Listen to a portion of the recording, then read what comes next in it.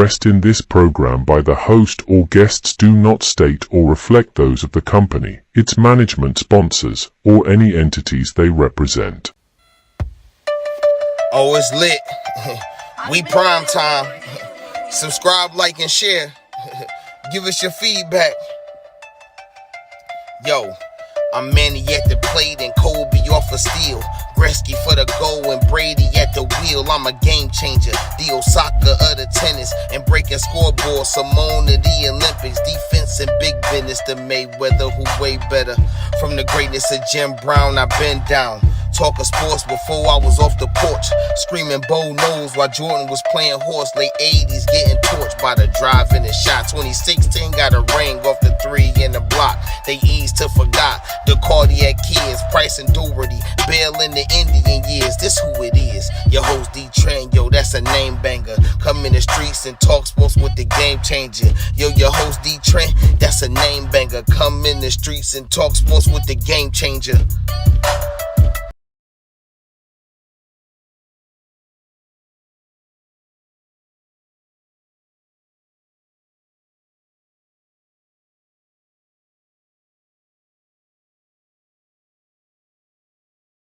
Is on IG at Industry Sports or at Dee Trynt. If you missed the live streamings, you can catch the replays on Facebook, YouTube, and Streamlabs. Just look for the Industry Sports channel, like, subscribe, share, follow. When you get in there, you will see Game Changer Sports Talk with yours truly. All right, y'all. What's really good? I got some of my homies in the building. You know, cats, they just make the show feel better when they come along. Shout out CDK. Shout out Tap. What's really good, gentlemen? How you doing today, man? Big homie. Still big homie. Cooling, man. Just got over a little weekend. I guess if you got kids, it's a 4-day weekend. Because kids was on Friday for Valentine's Day. And I hope y'all enjoyed your Valentine's Day. You know, I hope you got to chill with your boo-boo kitty and all that. Y'all have fun and all that. You know what I'm saying? And, you know, today they off is President's Day, you know. Wherever you streaming from, link in the chat. You know what I'm saying? Feel free to comment. We definitely, you know, giving feedback, reading out the comments and all that. But it was a nice little 4-day weekend. You know, we're coming off All-Star Weekend. You know, Celebrity Game, Rising Star Challenge on Friday. You know, Skills Challenge, 3-point shootout, dunk contest on Saturday. And then Sunday we had a wrinkle and a send-off. If we say, you know. Hold on. Because I didn't get to watch. Like, the only thing I watched was the 2-on-2 with the girl. So you saying it was a wrinkle? So All-Star Weekend was straight besides yesterday? Is that what you saying? No, I was just giving an overview. Like, because when I heard the wrinkle, I thought you were saying it like it was cool until Sunday, and then it got wrinkled. No, I was saying Sunday was the wrinkle, right? The wrinkle was added. You had the game. It was a different format. You had the TNT send-off show because Turner will no longer be broadcasting the All-Star game. So virtually 4 legends got a send-off. This arguably might have been the last time we seen certain players play all together in the All-Star game. It's crazy to say that. And quiet as it kept, 2 of them that we wanted to see, we didn't even get to really see. But the All-Star Weekend was, well, let me ask you all, for those who did see it or what you did see, describe All-Star Weekend in 3 words or less. 3 words or less is kind of hard for me, but if I was to say 3 words, I'll say better than last. Okay, that's a start. Better than last. I'll say better than last. But I'm gonna go into detail in a minute. But 3 words, better than last. Tap, where you at? 3 words, could be competitive. Better than last and could be competitive. If I had to put it in 3 words, missing it factor I like that. would be my my 3 words. So let's go into elaborations, right? Well, first off, right, before we go into elaborations, let's say what actually happened on said days. Okay. Let me go back to the ESPN app because ESPN is who was streaming it. All right. Them and collaboration with TNT Sports. How it's been with the NBA for like 40 years, right? I thought it was interesting though that Ernie and them been doing this a long time, bro. Long time. Yeah, Ernie OG. Ernie OG. Oh, gee. OG. Like shit, he was doing baseball for basketball. Like he got that sports analyst down. Like That's my guy. he can come to any cookout in the hood. I promise you. Ernie Johnson got that hood pass. He did. Okay, so you had a celebrity game that featured personalities like Casanat, Drewski, and some other people, right? Mm-hmm. But I guess it was. So then you had the Rising Star Challenge, right? And you had legends. Chris, you had Tim Hardaway Sr. with a team. You had Mitch Richmond with a team. Jeremy Lin had a team. And I'm missing somebody. I want to say it was Chris Mullen who had the other team. I thought the whole run TMC had a team. Yeah. So that's what it was. Yeah. So for those who are not familiar, TMC, Tim Hardaway, Mitch Richmond, and Chris Mullen, they were on the 1990, 1991, 1992 Golden State Warriors, which added Chris Webber in the draft. If y'all remember NBA on Sega, that was my squad. With Latrell Sprewell, oh my God. That squad. Sidebar. I don't know how the Knicks got Latrell Sprewell, but they should have never got rid of him. Ooh, that's a deeper conversation. But I can tell you why. Like the Sprewell choked Carmelo, and that's what ended him in Golden State. Yeah, that's right. At practice, he choked. That's what happened there. Yeah. Hey, trust me, that's my boy. I put him in hell bars. I was a big fan of Latrell Sprewell, like big fan, bro. Oh yeah, big fan. Oh yeah, big. I had his jersey. A big fan. Oh yeah, like it's not every day with somebody choking that coach, and I had to give him respect. Like, hey, look, you gotta put some respect on my name. Hey, listen, but if he didn't do that, do you think they would have won the ship? Because they had the talent, they had the 1 through 5, and they was go back. I don't know because Carmelo, he a funny coach though. Like them 90 coaches, yeah. 2000 coaches, they weird and they stuck in their ways. And trust me, I say that like from Rick Carlisle being one of my coaches and him bumping heads with some of the best point guards ever.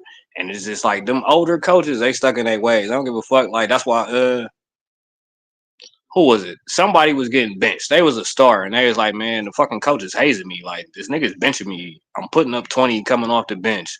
It's my rookie year and niggas just don't want to play me because I'm a rookie. I forget who that is. It's gonna come back to me in a couple seconds, but yeah, the nigga really feels some type of way. Like, I can't play. I want to say it's Brian Scott. Was it Kobe that was getting benched for no reason?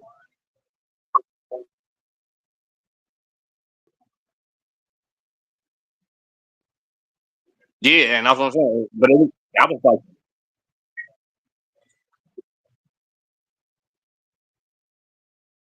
Eddie Jones, my God.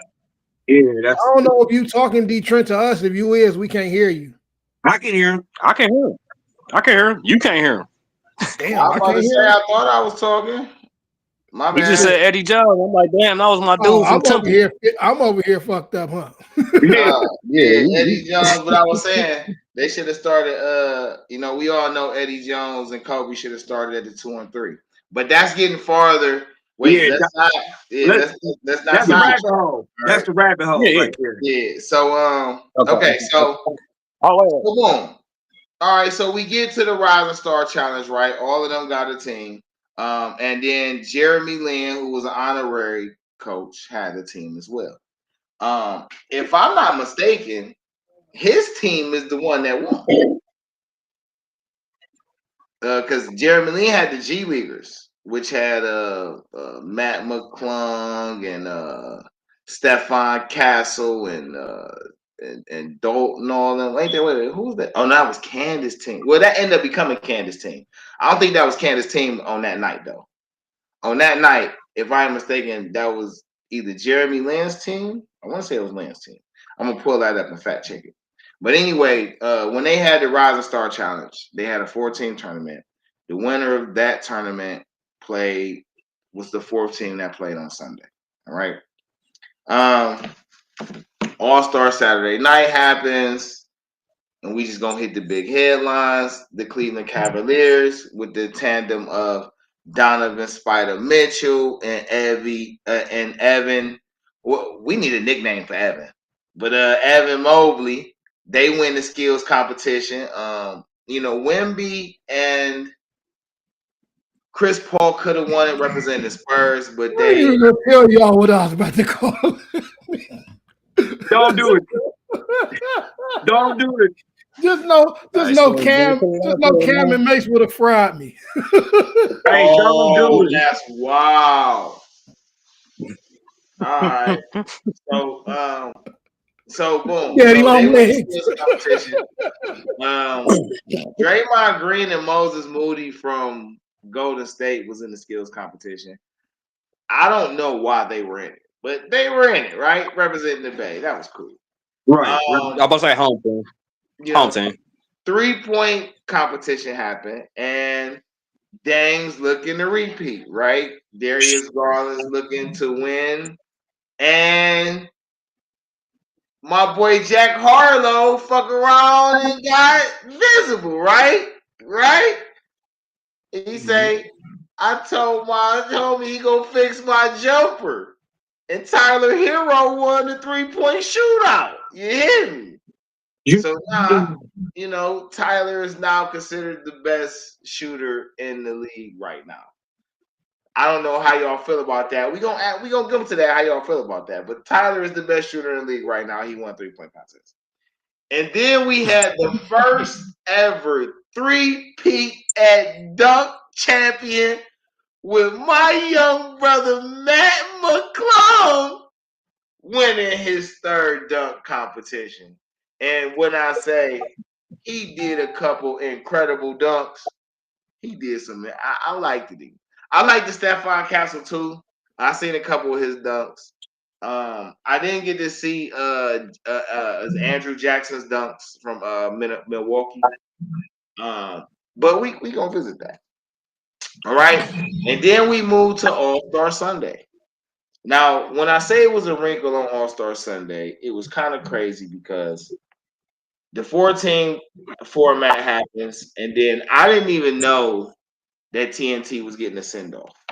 In this whole montage of Ernie and Shaq and Chuck and Kenny over the years, and it was actually really nice. I actually found myself being appreciative of the fact that I lived through their entire run. That I actually got to witness the heart of their run in the whole 2000s as a conscious basketball fan. And it is bittersweet to see them go. It's bitter because they are such like personalities and you've grown to love them over the years. But it's sweet because you really needed a change in the guard. And I don't know if y'all seen this clip of Gilbert Arenas, but he alluded to some of my sentiments in this clip. But to stay on topic, the All-Star game happens. You had a team of Kevin Durant, Steph Curry, James Harden, Jaylen Brown, Jason Tatum, Damian Lillard, Kyrie Irving, and LeBron James on one team, right? And that was Shaq's OGs. Unfortunately, LeBron did not play. He let it be known earlier that day that he had foot soreness, whatever the case, he's not going to be able to play. And he was going right back to LA after the introduction, basically. That's how I took it. Like right after we do these intros and these little press joints, I'm on a plane right back to LA to get this treatment. That's how I took it. Then you had the international stars, right? Which was Chuck's team. And Chuck had Victor Wembanyama and Nikola Jokic and Shea Gilgeous-Alexander, Karl Anthony Towns, and Giannis Antetokounmpo, which Giannis did not play either. He had Donovan Mitchell and Trey Young and Sagan, Alsperen Sagan from Houston.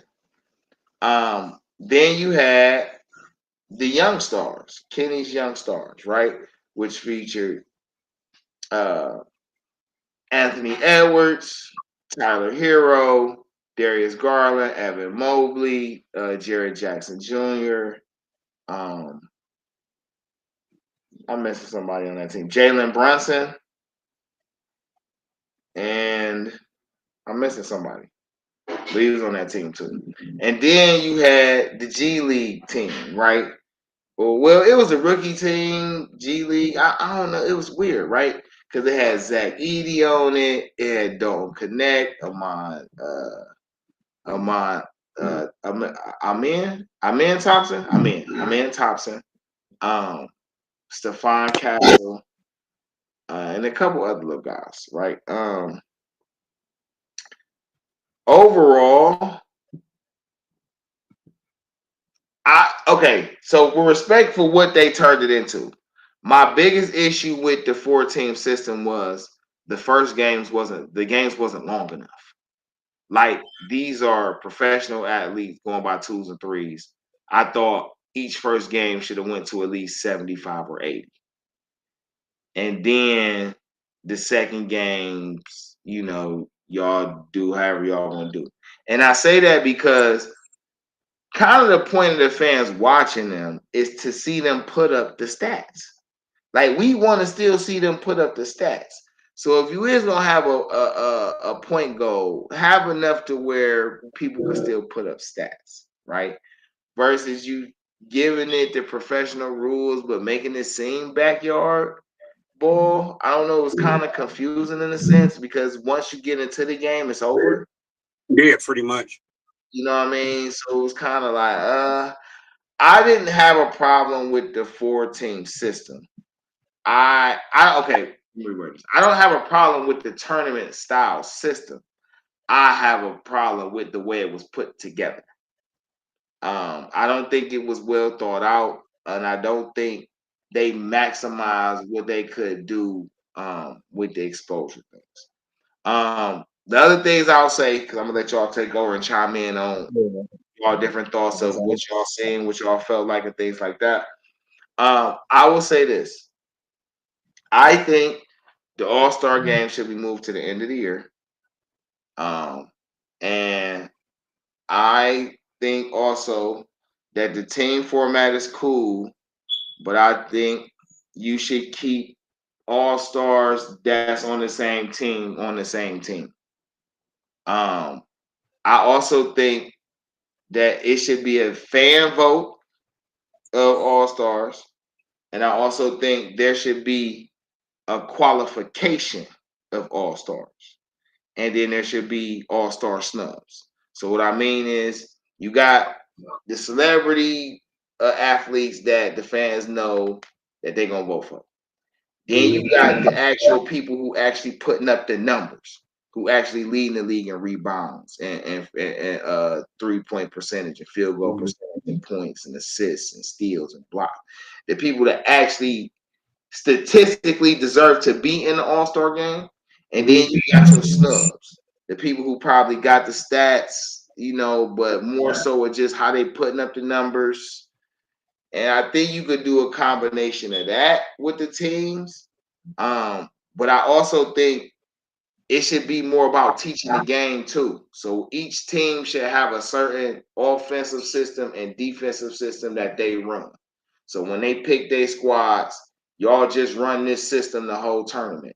So that way, not only is y'all getting to play, don't get me wrong, but you also getting to teach the casuals the game as well. They may not know what a triangle offense is or what a motion offense is. You know what I'm saying? Or what space and pace is, or post-centric. They might not understand how these really work. So to actually see those play out with your favorite players, I mean, they still get to play street ball, but play it with some type of little, something. you know what I'm saying? Just so that way people can actually learn the game too. It's not just about the entertainment, but it's actually about the information and the integrity of the game as well. So with that being said, my long-winded self, gentlemen, who would like to go first, and what's y'all feedback on the festivities and your overall thoughts? Sean, you go ahead. Okay. I liked it. I get several aspects of why I liked it. So Celebrity Game didn't watch because I seen Castanet hoop before. If Kevin Hart would have been in the Celebrity Game, if he would have like made a comeback, it would have been entertaining. But for Castanet and Drewski to be like the main people, like I seen when the dude from Telethon or Peloton, he won the MVP like a year or two ago. And I'm like, who is this guy? And to me, I was like, with the Celebrity Game, it's pretty much like a content creators thing, almost. Because like a Peloton guy is no way a celebrity.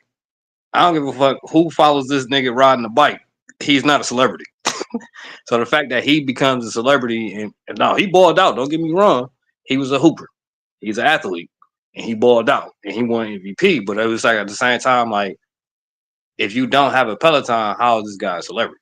Like, if you don't ride bikes, how is this guy a celebrity? So, like, that's just my takeaway from Celebrity Game. You actually need celebrities in there that people know and can kind of hoop. Like, why Chris Brown's never been in a Celebrity Game? I have no idea.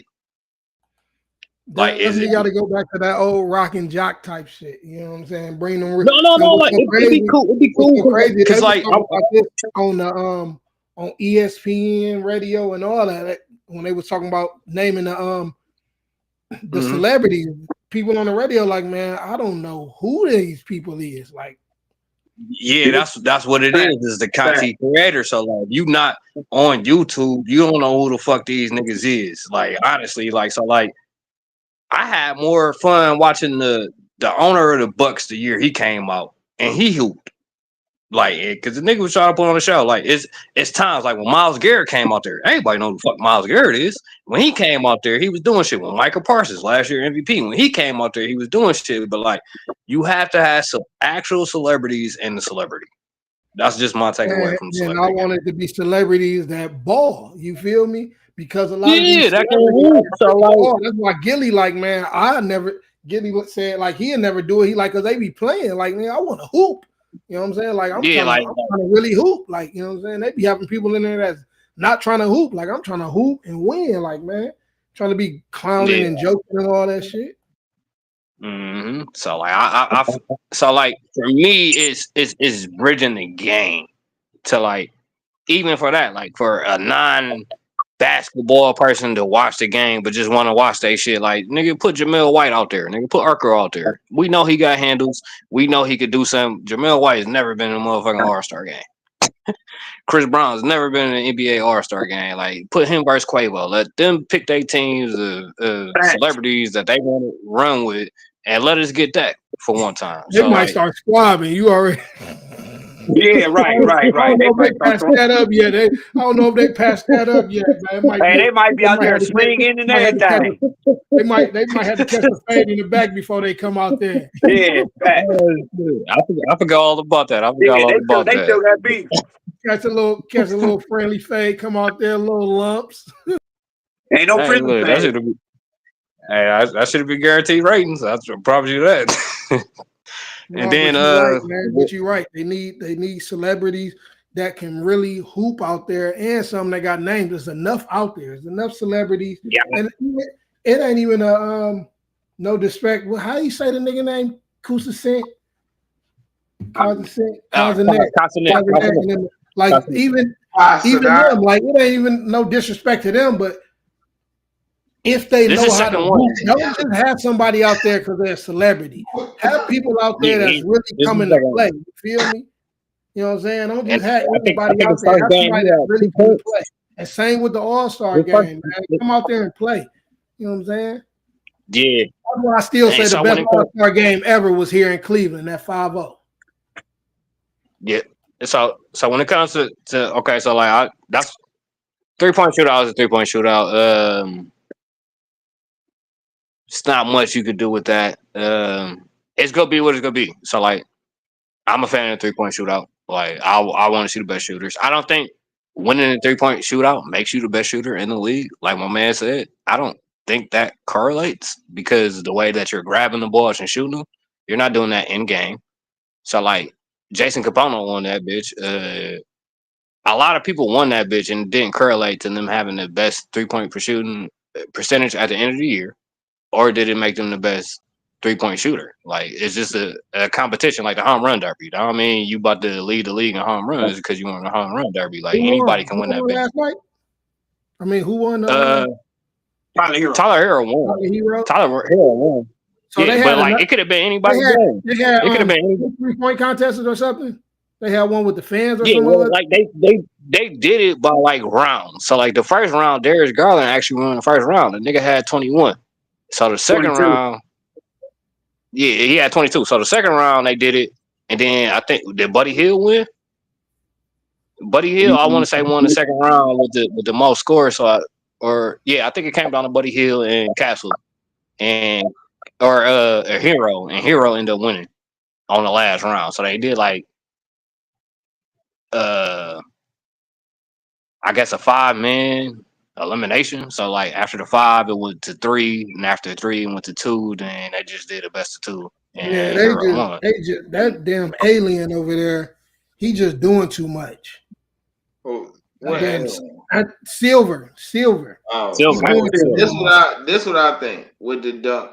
The problem with the dunk contest and the 3-point contest, in my opinion, is the fact that it's the same old shit. You can only do it's the same old shit. In my opinion, you should have a game. You should have a full court game of the best dunkers and a full court game of the best shooters, right? And that's the cold key to the game. In the 3-point game, you can only shoot 3-pointers. Ain't no twos, ain't no none of that. Ain't none of that. Only threes. And they play to 100. All shooting threes. And then you got the dunkers. And the nigga who dunking, you could do them to more like 50 because that's a lot more energy. And it's all dunks. And then you can gauge who the best dunkers like that because now, guess what? In order to get this dunk, nigga, you gotta either dunk on somebody, get the breakaway, catch the lob. You feel me? So now you getting more all-stars in the game. You getting to see dunks and niggas get to actually do their dunk thing. Because if a nigga dunking like he feel like he in the game, he might do some freakier shit. Yeah. Okay. So I was only at the 3-point shooter. I did not assess the dunk contest, which I'm about to do now. For sure. In my opinion of the dunk contest, I liked it, but you need stars. I think Mac McClung, what he did, he put in some dunks we never seen. And this is a topic in itself because it's like when you really think about the dunk contest, like what's your top 5 dunks of all time in the dunk contest? Because the free throw line from NJ is still like in the top 5, right? You got the 2 from Vince Carter when he did his dunk contest, and then you got the Aaron Gordon over the mascot, but like maybe Blake Griffin over the kid, that's top 5. So what Matt McClung did when he had the 2 balls, dunked 2 balls, and had a nigga spinning with the hoverboard, I said, bro, like how hard that was. That is top 2 of the best dunks I've seen all time, because you got a nigga, like, to have a nigga spinning with the ball, to dunk 2 balls, like, that is wild. That is wild. And Like, you know what's that is so one of crazy, bro? the best dunks. To me, that wasn't even his best dunk. And you It said wasn't. It wasn't. It wasn't. But at that time, nigga, we never seen nothing like that. You never seen a nigga spinning the ball, rotisserie style, it's catch that the rotisserie bitch, style. grab another ball, and dunk both balls. I understand the Mobley and touching the rim and then dunking it. I understand that because there was no lift off on the elevation. I understand all that. But like, and innovator wise, to have a nigga spinning with a ball, to catch that ball, grab another ball, like we seen the nigga with the Bulls, that dunk would have been hard. If he would have threw that bitch off the backboard, let it bounce, and catch it off the bounce, and then throw it in, the one nigga from the Bulls that did not complete the dunk, and even it was a couple dunks that what could have been, but the fact that they didn't complete them, it takes away to me. Like, I need to see the complete version. So to, like I said, rotisserie style, hot dog at the gas station, spinning ball, like just grabbing that one and dunking both of them. Like that's you can't give me 2 better dunks than that in all time in Okay, a dunk competition. so out of the 2, which one did you enjoy more? The 3-point or the dunk? I gotta go with the hoverboard. Okay, bet the dunk. I mean, because the 3-point gonna be the 3-point. Like, I seen something that I never seen before. Like a nigga on a hoverboard. Like, you gotta keep in mind, like, nigga, hoverboards got created in what 2008? Like, so this is something that's never been done to even use a hoverboard. So like, it's go eliminate a lot of shit. Like, I even noticed on his last dunk. Okay, so like, I really watched the dunk competition with Mac, and when he was setting up the prop with the kid, they did not start the timer. But the fact that he finished every dunk without missing, his last dunk when he was setting up Evan Mobley, they already started the motherfucking timer. Like, this nigga not about to miss. They started the timer. He had like 50 seconds. You supposed to get like a minute 30. And like with the Evan Mobley, with them setting up the stage prop for the Evan Mobley dunk, I was looking like, damn, they already started the motherfucking timer on the nigga. And sure enough, it didn't matter if the timer going or not. He motherfucking clutch. Like, it's the reason why Ja like, yeah, we gotta challenge this. We gotta challenge this because he put See, Mac tapped in with them youngins and what's going on in this street ball. That's why I'm like, man, I didn't been to high school dunk contests and stuff. Like, man, they getting active. I'd rather see some street ballers or something come in there and show these NBA players off, because these youngsters out here, they getting active when it comes to these dunks.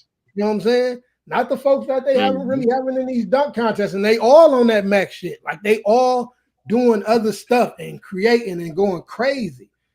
Like you, I said that too. I don't know if that was you, Dee Trynt. One of y'all said like it ain't too much that you can do. You know what I'm saying? But like, they coming up with stuff like the hoverboard. They just got to bring the ones in because these other people. You need to was it Killmorger, or you need those type dudes in here. I know y'all seen Morant comments, right? Yeah. Him and Zach LaVine and AG talk about it. Man, I don't know what you talking about, man. No, let me stop. Let me stop capping. Let me stop capping. Hold on for y'all go take off. I did see it.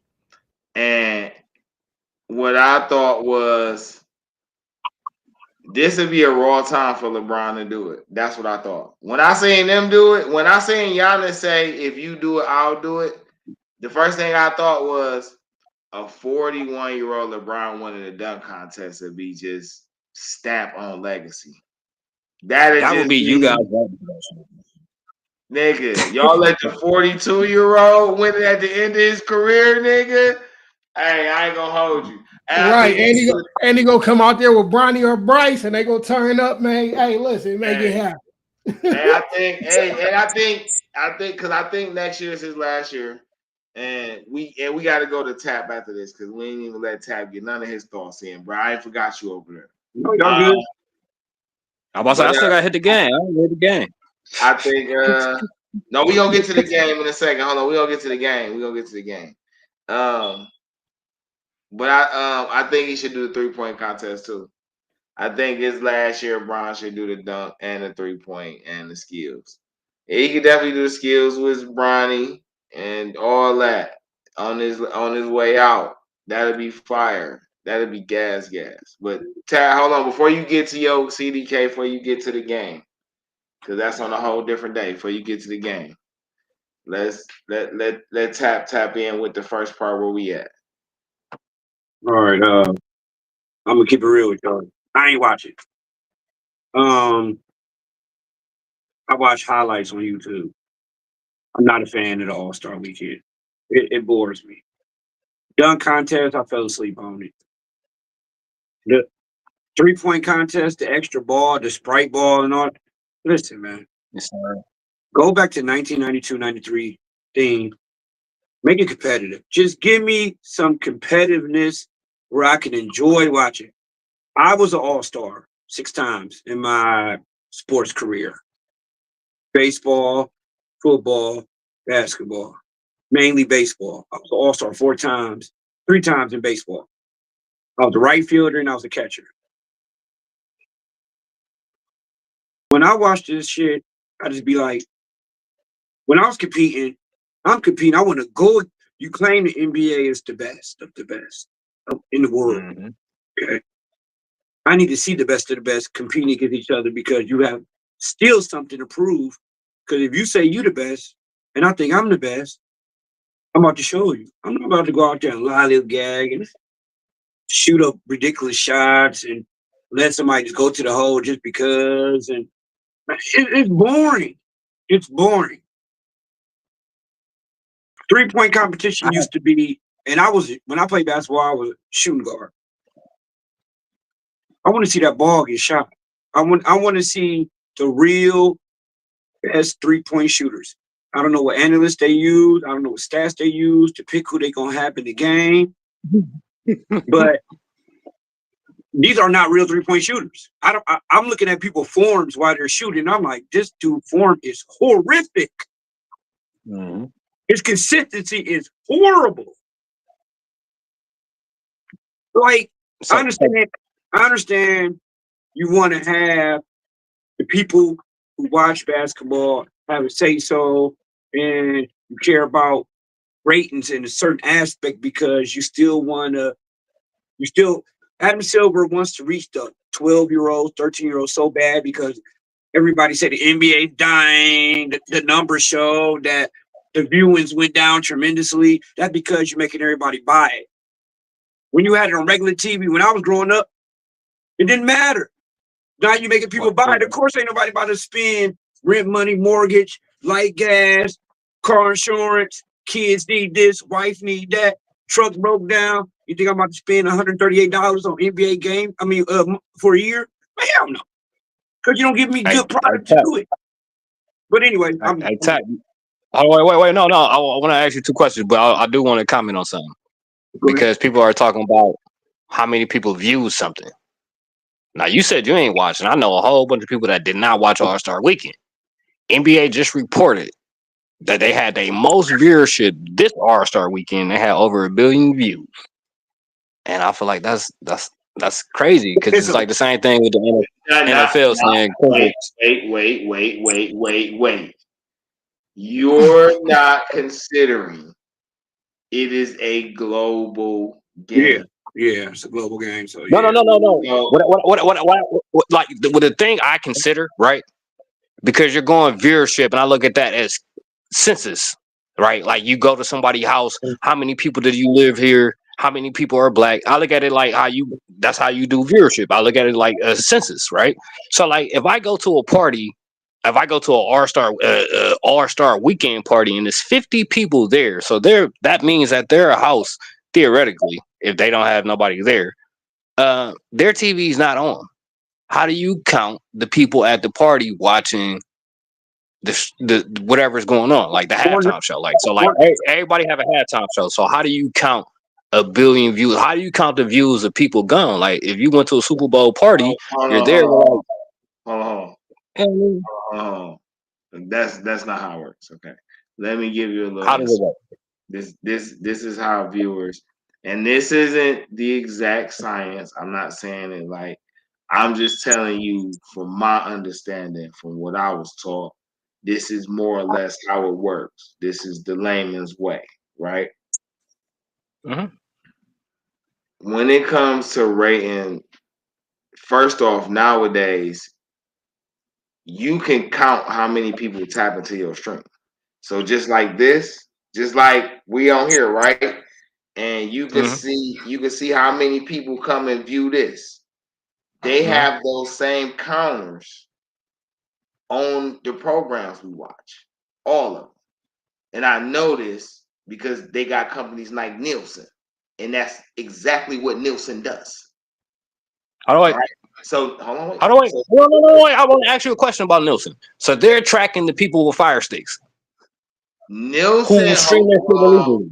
Who stream their shit illegally. Nielsen tracks Dang, you tap, you wouldn't. Nielsen tracks everything connected to your Wi-Fi. Everything that's connected to what you do is connected to Nielsen. Once you plug that shit up in your electronical, everything's recorded. All right, I can't explain to you the science on how they figured that shit out. Don't ask me that. But I do know this from firsthand experience. That's how it works.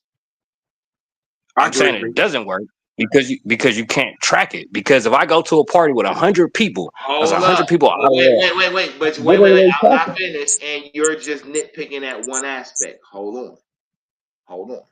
Okay, so that's just one way. They got companies like Nielsen. Nielsen is just one company, but they got many companies like that in every country, right? Then you got your sports places, right? Your sports complexes, right? And they say, okay, these places may hold X amount of people. Let's just say this place holds 1,000 people, right? And everybody hold on, bro. Let me finish the equation before you get the hacking it down. I didn't make the equation. I'm just explaining to you how it was explained to me, bro. Law of audience should not count viewership. But you're saying that to a person who didn't invent it. I'm just telling you how it was explained to me. You know what I'm saying? That's how it was explained to you, but I'm saying it's a problem in this theory because how do you track somebody outside of their house watching something? So you see what I'm saying? But see, you're looking at it as a technicality to the science, and they don't do that. It's all guesstimation. It's all guesstimation. It's like my utility bill. Like I can use an exact amount of gas, but you can't guesstimate how much you want me to pay on the bill. That's literally what it is. Now, exactly. They got a science where they can get it down to, within the realm of like 100,000, 10,000, and this shit. We in 2025, bro. Like the way technology works out, you can't.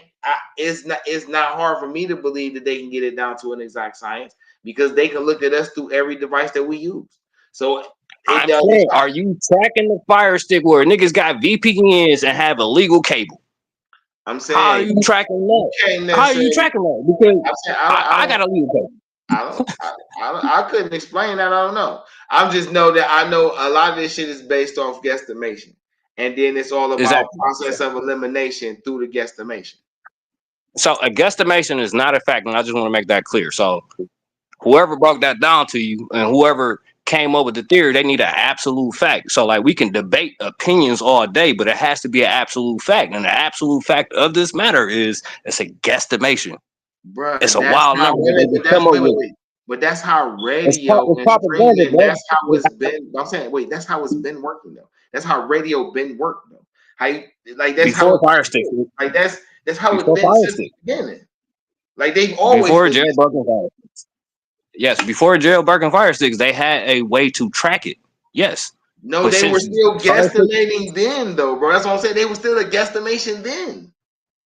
No, it wasn't. Like pay-per-view knew how many niggas subscribed to a pay-per-view, nigga. That's So when because they only reported certain pay-per-view niggas numbers, could get.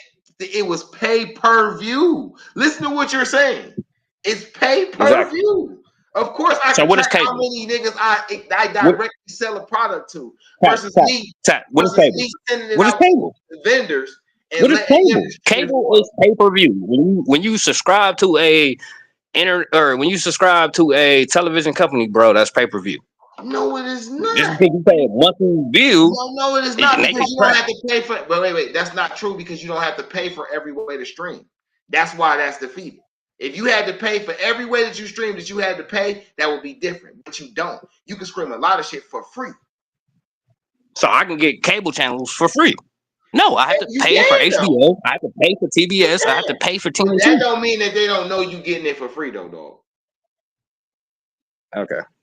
Okay.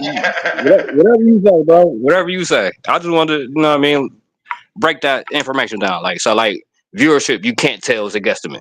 So like when somebody tell me the halftime show with Kendrick Lamar had 1 billion views, how do you know that? That's because that's what they reported.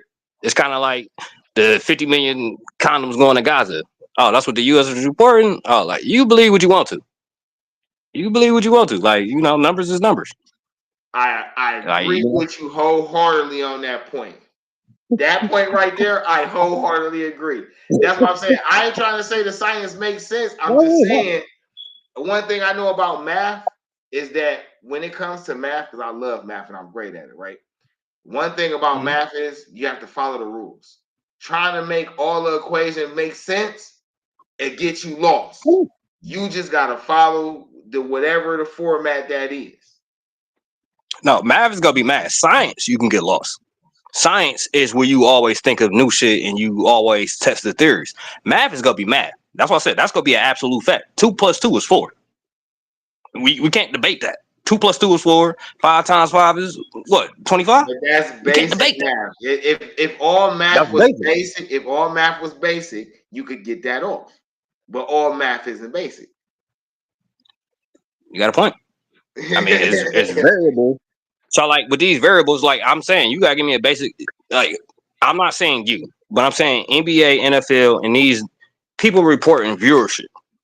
Yeah. I kind of want to know how do you know? Like if Tap was like he about to have a fight party, I mean, is there a survey? Is there a survey somebody's filling out? Where they're like, how many people are you gonna have at your house? Like, how do you know? Like, because it's like he can have 50 to 100 people at his house. Who tracks that? It's 100 people at one man's house watching this party. And like, so like you're just really like, I don't know, like they just come up with random numbers. And like you said, it's a guesstimation. So I want people just to know, like when it comes to viewership, there is no real number. There's no real number. That's a fact. That's a fact. Hold on. Rosie say, "Hey Rosie, we appreciate you coming on." She say, "You can get cable channels for free." That is a fact. She say So you also can say, also play "You can't just place variables anyway, but you can't have one without the other math or science, math and science." So, and I agree with that too, for the most No, part. I like to test shit. So like I feel you. So like I like to know like shit. I might have to do a report and figure out like how do you come up with these numbers because there's no way to tell. It's kind of like Terrence Howard saying like how is 1 times 1 1? This the best way I can break it down for you, right? You know for a fact how many people subscribe to your product.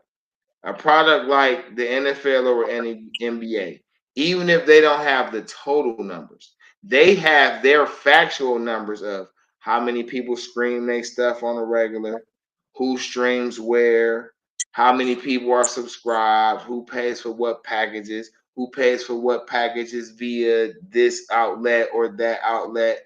Like those numbers they have to a science. Now, every every lie is based from some type of truth. So I'm with you. They embellish them motherfuckers a lot. And depending on what narrative they trying to push, because we know media is founded in propaganda.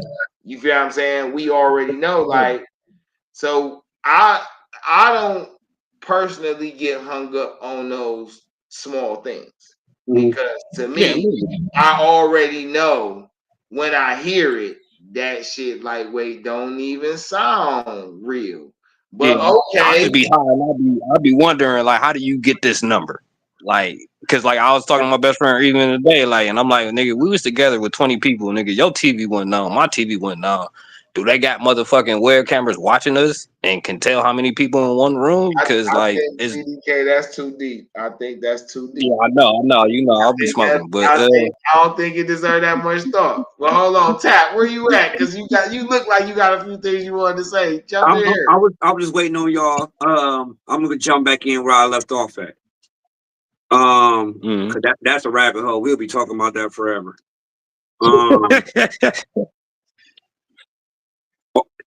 To me, I'm 42.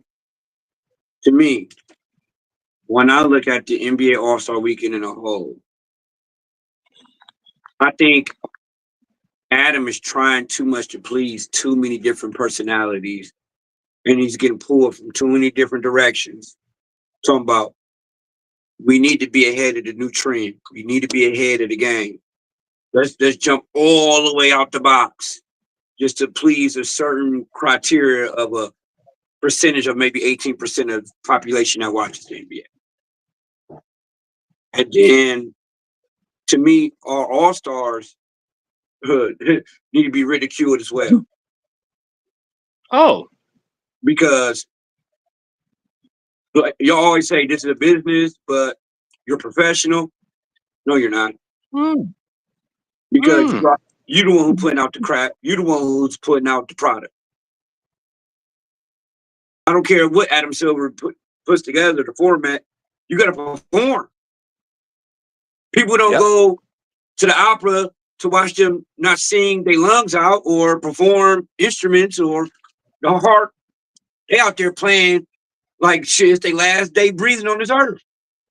It don't matter where you go. When you go to the baseball, look at Baseball All-Star Weekend. Hockey. You know what I'm saying? Like, whatever. NBA, to me, went away from basketball. They went towards entertainment. They got away from the basketball apps, you know what I'm saying, product of how we grew up watching basketball. Even though I do like change, and I don't want to sound like a person that doesn't like change. I do like change. Yeah. But, or I'm going to put it like this. I like leveling up. I don't like change. Because you can't recreate the wheel. If you try to recreate the wheel, you won't have the same rotation. They got into a science. That's a message right there. That's deep. You know what I'm saying? So you took my basketball and just made it entertainment. And wonder why nobody wants to watch it. Like, I can't watch that crap. Can I ask? Because I told you I had two questions for you, and this is the second part. Go ahead. Because you said, like, in your 3 words, that let's be competitive. Yeah. When do you think it stopped being competitive? 05. 05. Same here. I think the LeBron era, and I think they played harder yesterday without LeBron there, and I think that speaks volumes. But I just think 05 really, like, you could see it digressing a lot in like 06, 07. Then you heard them talking about how the viewership in 2010, it was the viewership going down. They can go implement this. They might take away the slam dunk. We've been hearing about they taking away the slam dunk contest for 8 years. Take it away. Get rid of it. Just get rid of it. What you holding on to it for? Get rid of it. You talking about getting rid of 3-point contest because you the slam dunk contest, you went to Bron and all the superstars, and they like, well, Bron don't do it, we ain't doing it. Yeah. I feel like this is a Bron all-star problem. So now you going, I'm not saying Bron's name to make him a target, to make it feel like he's the reason and the cause of this situation we're in. They said when Kobe took over, he still had a competitive edge, and he just wasn't about to let shit be sweet. So that's why I asked, because, like, I'm not the biggest LeBron guy, But they say this is a part of his participation trophy era, and I don't know. You're right. I don't You're know. right, That's why I Rosie. asked you. You're right, Rosie. You're right. And almost off subject. Yeah, you're right. But yeah, and then so like the 3-point competition, I was happy to see Darius Garland in it. I don't understand the format of it now. I just thought it went Yeah. from, you know what I'm saying, first round, second round, last round. Like all this other stuff. Yeah. And I think you should have real shooters out there, real 3-point people. Like not just somebody because they having a good 2 months.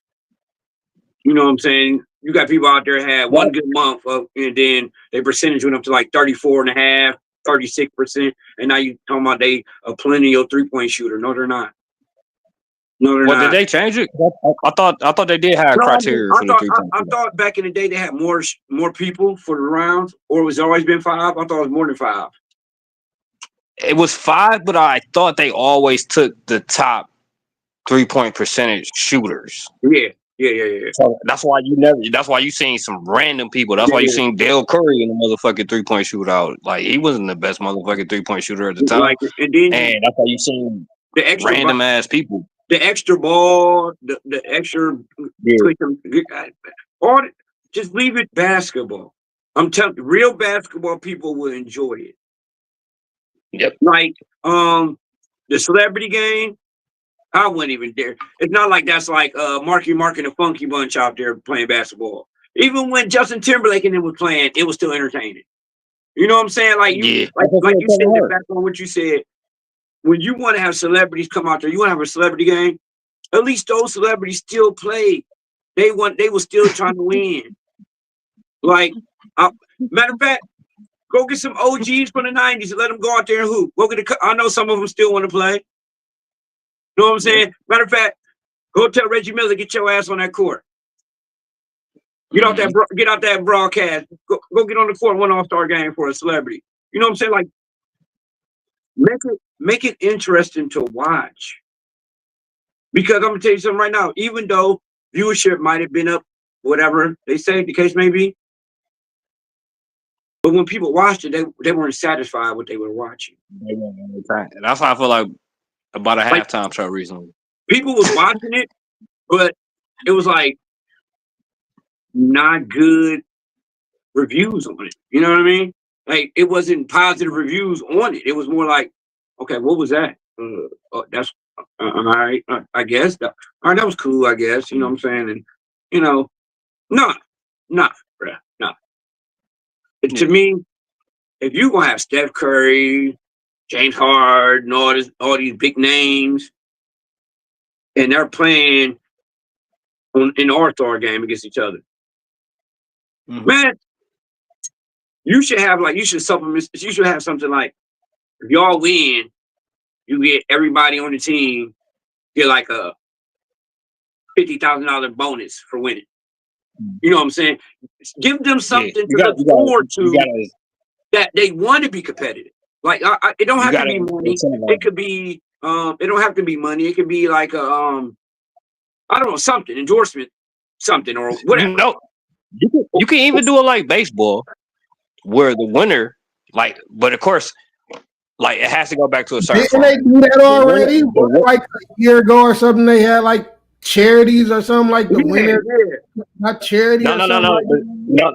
You have to make it like baseball, where the winner of the All-Star game gets home field advantage in the playoffs or the Super Bowl or the finals. You have to do it like that. Like, so like that's how baseball does it. Yeah. That's why they're so competitive when it comes to that bitch. Like they're not trying to lose that bitch. Like when you see the NBA All-Star game, it's uncompetitive because people are just like, hey, I'm not trying to get hurt. Like, and they have no purpose of playing for it. My take on the All-Star game, I thought it was cool. Get hurt for what it was. Not to get hurt. That's the problem. You can get caught. Hold on, Sean. Before you get there, I'm gonna finish off and say this real quick. Oh yeah. All in all, I give it for what it's worth. I give it a solid B. For what it's worth, I thought it could be better. I would give it a B-, but I'm a sports fan, so I'm gonna give it a flat B. Mm. But he got to show me something next year. Next year it might be way lower. All in all, I'll give it a flat B. And my last take is push the All-Star game to the end of the season. Push the All-Star game to the end of the season. So you on that Dee Trynt vibe? Dee Trynt said end of the season. Put that shit on the end of the season. Make people work for it. Don't the first 3 months of the season, people ain't really competitive for real. Not in September. Only the Cavs made people competitive this year, and they opened a lot of team eyes. Like, hey, we got to start winning because shoot, now we 5-11. They ain't even lost one yet. We got to step up. We ain't gonna make the playoffs. Now you're trying to rush before the All-Star to make a push, and you can't because now you don't have the chemistry. Push it to the end of the season. Make people be competitive to get to the All-Star game. Like I gotta bust my ass this season just to be an All-Star. I can't slack for a month and a half. Then 29 days I want to ball out, and now they call me an All-Star. No, push it to the end of the season. Make people work for it. And that's all I got on that. Yeah, but man, with a lot of this era, most of them don't want to be in the game. They want to be in the audience with a person. Right. Wait. Hold on, y'all. Hold on. Pause. Wait. It goes back to what you said too. Hold on. Pause. Station identification. All right. Okay. Dee Trynt, Game Changer Sports Talk, Industry Sports, streaming on multiple media platforms: Facebook, Twitter, Twitch, YouTube. Follow us on IG at Industry Sports or at Dee Trynt. If you missed the live streamings, you can catch the replays on Facebook, YouTube, Streamlabs. Just look for the Industry Sports channel, like, subscribe, share. Once you get in there, you'll see Game Changer Sports Talk with yours truly. All right, so I'm sitting here, Hollywood, Tap, CDK, Dee Trynt, and we going over the All-Star weekend. Everybody gave just about almost their full feedback on the weekend's festivities so far. We've hit some interesting side topics. Where we at right now is somebody hit the point of somebody agreed with Dee Trynt. It's not often that people randomly volunteer agree with Dee Trynt. Because ain't nobody got time. Before it goes big and I don't get my credit. Okay. So I was saying, yes, push it to the end of the season. An All-Star is a full year award. All right. It should be to the person who put in work all year, just like the MVP, just like the comeback player of the year, the leader in assists and all that. You already got the NBA honor and you already got the play. So the fact that you trying to make the playoffs more of a spectacle, you could just take that little 3 weeks, 2-3 weeks, where you could just have your award ceremony, the All-Star game, and then for me too, I'm thinking about all NBA fans, right? If you push to the end of the season, now you talking spring break, you talking summertime, where now you can get full engagement from all your NBA fans and really get this shit moving. Versus in the wintertime, you having the shit right after Christmas and the holidays and all that. Like if you really trying to get the maximize most for your product and really trying to bolster back the integrity of the product, then yes, level up, move the All-Star festivities to the end of the year. You can replace the February shit that used to be the All-Star game with the tournament finale. With the in-season tournament. Yep, you can do the in-season tournament finale right there. People who go and you can do the qualifications different, right? You can still do the different floor shit, but you just only do that shit in February. Man, it's crazy you saying that. All right. Because let me get in here. I want to get in here when you finish. And I wanted to talk about this when you started this. It goes back to your original statement, Tap. Let's be competitive. It's a reason why you want to do it before the end of the year, because you don't want to incentivize it. Also, you got to think about this, right? Bro, ain't nobody watching fucking basketball in the summer. Niggas is kicking it. NBA knows this. So this is a business. So like when we talk about You said you wanted to be to 80 points in the first game. You can't do that. You have to have people engaged, right? And what I mean by that, hey, if you want to win this game, stop the other team from scoring 40 points. You score 40 points. So I understand that. Like, that's trying to make it competitive. It's like a game of 21, bro. We can go to 50. It's like playing spades. We can go to 50. We can go to 35. What we want to do? Like, to make it interesting and to make it engaging, because you know people got ADD. Let's do the 40. And when people where the shit got lost was the ads, the send-offs. And I kind of get that because you need times in between the games. But it's like they lost it with like at the end of the first game, people like, oh, this shit is dope. But when you had that $100,000 Beast Boy shit come in and a nigga barely made it, like they gave him the celebration afterwards because he made it at the buzzer. So all the mascots came out. They didn't put the nigga in $100,000 singles in the bucket and shit. But if he did not make that shot, like the dude was rushing him. He like, man, we about to go on commercial break. Like, this shit looking bad. Like, damn, we thought you was gonna hit this shit. Like, this shit was looking bad. And people say they liked it. I feel like that part is cool and it's cool for the game. But do it like they do NFL Game Day with the Pat McAfee shit and do the shit before the game. Like, this shit had momentum and all the ass. And like, for y'all to only play 33 minutes of basketball is wild. That's wild, crazy work. Because that shit was on for 3 hours. Y'all only played 30 minutes of basketball. That is wild. Yeah, because when I woke That up, is wild. all I seen was people complaining about Kevin Hart, and I seen like get on with the game. Oh, That's all I seen was get on with the game and Kevin Hart. Like, what y'all doing? Y'all taking too long. Like, get on with the game. So they was doing a TNT as far as games, like it was only 36 minutes altogether, all 4 games. Yeah, and they was doing the TNT send off. But at the same time, they not going nowhere. So like I didn't understand it. They just not go be on TNT. All 4 of these niggas is gonna be on fucking. Hey, no, they leaving TNT. They going on Amazon or something like that. They going on Amazon or something like that. But like that, no. On the business side, and just theoretically, they needed intermissions. Like we said, this shit is WWE. This shit is sports and entertainment right now. Like we all know, this shit is more on the entertainment aspect. So like they need intermissions for the acts.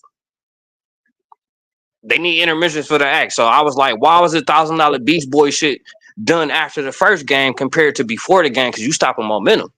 You want to have niggas engaged, and like I'm like, oh shit, this shit going. Let me hurry up and go to the bathroom before I come back. And for them not to play another game for another hour, I said, oh my goodness, like what's going on? Then after then, you did the whole music ceremony. You could have just gave us 2 music acts. They had a whole Bayside concert after that. Like, so it was. They could have did that on Saturday. Yeah, they could have. And then can I ask a question real quick? But what you about? Who was that?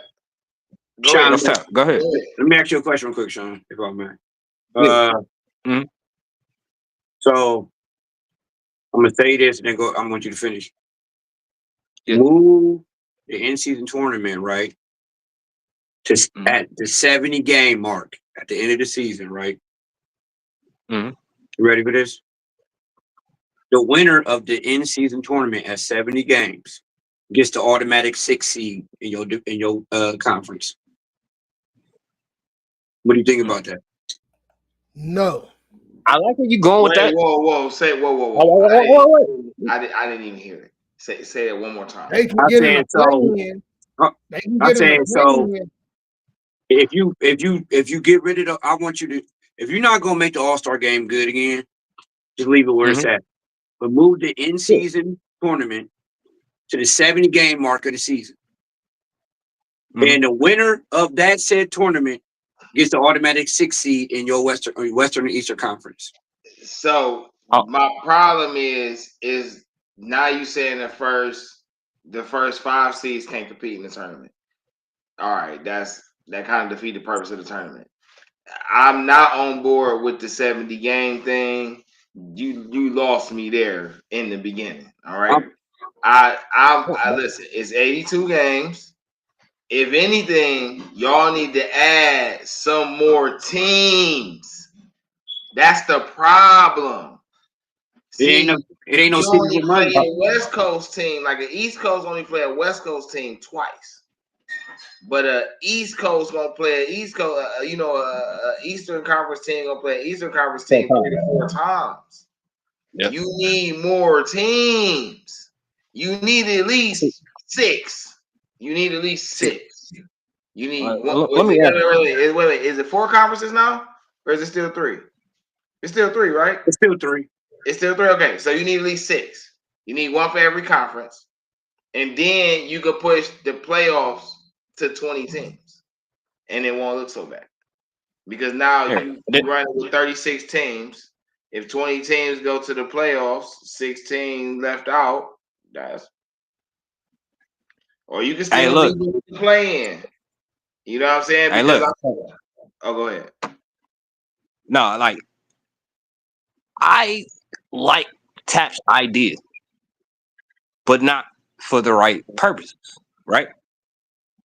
I say, if it was my opinion, because I don't see what the play-in tournament's for. Like, you make the play-in or you make the playoffs, you make the playoffs, right? So let's do it like we do it in college, and do it like the NIT, and have the draft teams play for the number 1 pick, and do that tournament. In basketball, I'm in favor of that. What about you, Tab? Say it again. Say it one more time. I ain't catch it. Say it one more time, folks. I said, okay, so we take what you said. Okay. We push it back to the 70 games, or like if you know the team ain't gonna make the playoffs, so you might even have to go 80-82, right? But then you do it like college in the NIT. You didn't make the playoff. Okay. You teams play for the number 1 pick. And wherever you finish in this tournament, I kind of okay. Wherever you finish in this tournament, if you win the tournament, you get the number 1 pick. You finish second, you get the number 2 pick. You know what I mean? Instead of lottery balls, because the lottery balls, like, you could be the. For some reason, I know the Lakers don't have a number 1 pick, but I see Cooper Flag going to the Lakers. I see Donald Trump putting white people in predominant positions. Hey man, hey, go ahead and read Rosie comment. I was just about to get to that too, because I see it's a whole list of them. My apologies, Rosie, baby. Hold on. Okay. So she say, are you ready to almost off? She said facts. She did laughing emoji facts. Then she said, you don't make something what already is competitive. Maybe different kind of competitiveness. You don't have to. She meant to say you don't have to. Yeah, you don't have to make something different. That's already competitive. You know, you just make it a different type of competitive. And that's why I was saying, okay, so I think on that note, I think she might still was referring to the All-Star game, I'm assuming. And I was saying earlier, you know, they could do a 3-point contest game. Listen, bruh, you can only shoot threes in half quarters, and that's it. You still got to keep the regular rules. No twos count, no layups count, none of that. Everything on 3. I think it'll be hard to do that with 5-on-5. If you only shooting threes, there's no point of a big man or people being down low. So the 3 line would just be overcrowded. There will be no space. Honestly, the 3-point shootout should be horse. Oh, wait. Let me cook. Honestly, the 3-point shootout should just be horse. Let's just keep it funky. If you shooting from the Rafters, like wherever you want to shoot that bitch. Didn't they play horse back in the day? No, we had the McDonald commercial with Jordan and Bird. I remember Kevin Durant winning horse like his rookie year or something like that. I swear. Yeah, that was bullshit horse. Like, they just implemented something. Yeah, put horse with the shooter. At the end of the day, it don't matter what format they do or whatever the hell. If they not coming to play, it's gonna be the same, no matter what the hell they do. It's all about the players. At the end of the year, like, it don't matter. Like, if you go to the end of the year, it sounds good, but half of them gonna be like, oh no, I'm going to the playoffs, man. I don't want to hurt myself. It's always gonna be something. You know what I'm saying? You're right. Oh, let me add this. Let me people in there that want the ball. Tap, you a people in there genius. that want to come and play like, nigga, I'm playing like this is my last game. Like, I'm coming to put on the show. Whatever happened, happened. Put them in there. You know what I'm saying? And change it. If it ain't got to be All-Star Weekend no more, change the name. Make it to something else. You know what I'm saying? Change the name. It ain't got to be All-Star Weekend, but put on some entertainment shit. You know what I'm saying? Because at the end of the day, I can put some high school kids together and they'll come on that court and act a fool. You feel me? On all levels. On all levels. You feel me? So Wait. So listen. They're not even rich yet. They're not even rich yet. They still trying to get it. So check. Was you not entertained? Check this out. Only thing I watched was the girls 2-on-2. Okay. Check this out. Check this out. I heard you say I was a genius. My man say they need to play for something. They need something to play for. So I'm just you know what I'm saying, expanding off that idea because it's then kind of marinated with me, right? You know what I'm saying? You feel me? It's marinated, right? We done threw a couple ideas out there. Okay, so boom, right? Every competition means something, right? The All-Star game determines who get home court and in the finals, right? The Rising Star Challenge determine which conference hosts the next All-Star game, right? Okay. The skills competition, the 3-point and the dunk competition could be a mixture of like which conference gets the number one pick. You know what I'm saying? Which conference player gets to decide and vote in most valuable player or in the most improved player. You feel me? When they come down, those little who that in those little particular joints, then whoever win the competition and it stay East versus West. You know what I'm saying? Yeah, I like that. Because 2K like fucked me up because they had the East versus West. So I'm like, how you go do this when you got 4 different teams with East and West Coast niggas and you got the Rising Stars? Like, I'm confused. Hey, look, I really think they should implement first round, right? Add 2 more teams, right? And they should have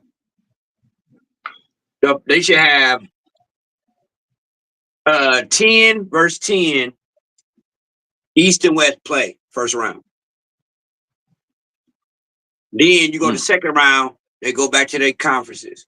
Then I think with the semi, it might be the semi or whatever. It should be another team playing against the West Coast. And then you play your conference, whatever. I mean, I don't know how they got to do something. They got to do something. Wait. So now we talking about the season now. Wait. Is we talking about the All-Star game now? Or we talking about the season? Wait, hold on. I'm talking about the end of season play. End of season playoffs. Okay. I feel that they should implement 2 more teams, and they should have a format where at least one. It should be East versus West. The first round should be East versus West. Oh, that'd be crazy. That'd be crazy. But the East is because then look, check that out though. But check this out though. Yeah, now you got to play with a little more pride because now your conference can have more teams in the playoff.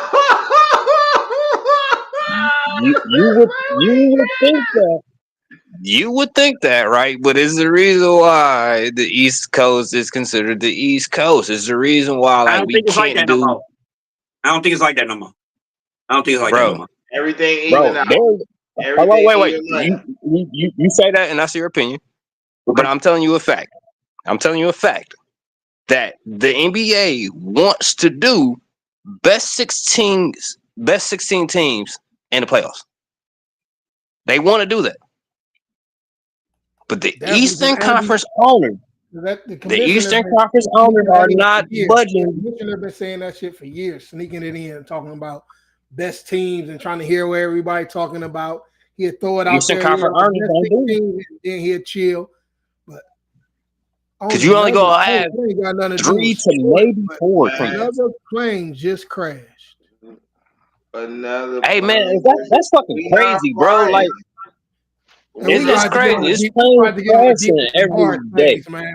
We gonna have to get on the deepest and bars page. And Yeah, so, I just said that on my page because it was something that I posted that like yesterday or today.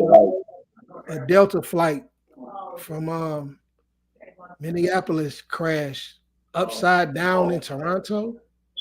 I'm like, was they just not reporting plane crashes or something? Because this shit is crazy. This shit like every day though. This shit Yeah. like been every day since the new year. Like it's the plane crashing ever since like that helicopter. Hey, pause, time out. 15-yard penalty flag on the play. We If gonna switch that's up. what we about to talk about, and we No, not that's what I'm about to saying. talk about sports, we is not about to stay on this platform. Yeah, right. Facts. You know what I'm saying? This is a sports No. platform. You feel me? We spent a lot of time on the NBA. Do y'all want to have final thoughts before I go over here to this buyout market and what teams y'all think gonna be at the end? Because I that's got a what I got to shift into. final thought on Let's the go to All-Star these last weekend, 30 or just games and all that, man. Let's get into the rest of this season and what you talking about buyouts. all right. Get on Go ahead. All right, so let's start. Let's go in order, right? Let's start with now that trade deadline is gone. All-Star weekend has happened. We got a good 2 days, 3 days before we get back jumping. Who do y'all think has the best shot to win the title? Do y'all want to hear who the standings are? Who which you Yeah, probably read the know stand, that. read the Yeah, you should Eastern probably know that. West Conference standings real quick. Okay, so starting with the Eastern Conference. The Cleveland Cavaliers sit number one in the Eastern Conference with a record of 44 wins and 10 losses. Boston is 39 and 16. New York at 3 at 36 and 18. Indianapolis is at 4 at 30 and 23. Milwaukee at 5 at 29 and 24. Oh, they creeping. Detroit at 6 at 29 and 26. Orlando is 7 at 27 and 29, followed by Atlanta at 26 and 29, Miami at 25 and 28, Chicago at 22 and 23. But then you have Philly and Brooklyn who stand at 20 and 34 apiece. Toronto is 7 and 38. And they end off with Charlotte at 13 and 39 and Washington at 9 and 45. As far as the Western Conference, the Oklahoma City Thunder, also number one in the Western Conference with a record of 44 wins and 10 losses, followed by Memphis with 36 and 18, Denver at 36 and 19, Houston at 34 and 21, at Los Angeles Lakers at 32 and 20, Los Angeles Clippers at 31 and 23, Minnesota Timberwolves at 31 and 25, Dallas Mavericks at 30 and 26. Sacramento follows up at 9 at 28 and 27. Tied with Golden State with the same record for 10 and 28 and 27. Phoenix is 26 and 28. San Antonio 23rd and 23 and 29. Portland's 23 and 32. Utah's 31 and 41. And New Orleans is 13 and 42. As it stands, playing tournament in the East goes Orlando, Atlanta, Miami, Chicago, with Philly and Brooklyn 2 games behind being in Chicago's spot. For the West Coast, Minnesota, Dallas, Sacramento, and Golden State take up the 7 through 10 spots, with Phoenix at 26 and 28 with the best outside chance because they're 2 games behind Golden State. But I'd be foolish not to mention that Sacramento and San Antonio and Portland are 23, 29, 23, and 32 respectively, and they're really only like 5 games behind Phoenix. So you know how tricky that could get. Who do y'all think has the best shots? What y'all think? What y'all think going on so far? You want me to go first? Yeah, you got to. All right. Hey Trent, I told you, Houston wasn't gonna hold on. Told you Houston wasn't gonna hold on. They falling off like a bad bag of dope. No, um,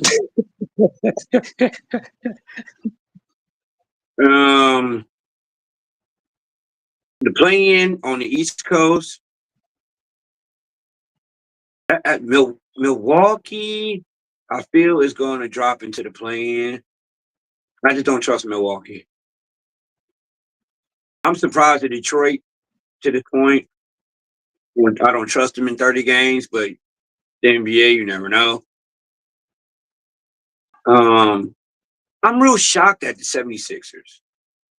They better hope Maxey don't walk into the office and be like, I want to be traded because I'm tired of it. Because if they lose him, they're gonna be up shit creek. Go Cavs. Let's go. West Coast. I thought with Golden State and Butler, they made them a little bit better. I seen about 2 games with Butler on the squad. They do look better, but I just don't see winning anymore in Golden State. It's actually shocking, but you know, all dynasties eventually fall. And Golden State had their time, and I think it's over. They need to just rebuild and start all over. Sacramento, I think could make the play-in. I like Bronny and them chances to make the playoffs. I really believe in Reeves. I like him. He's showing out this year. He got that contract and he ain't playing. I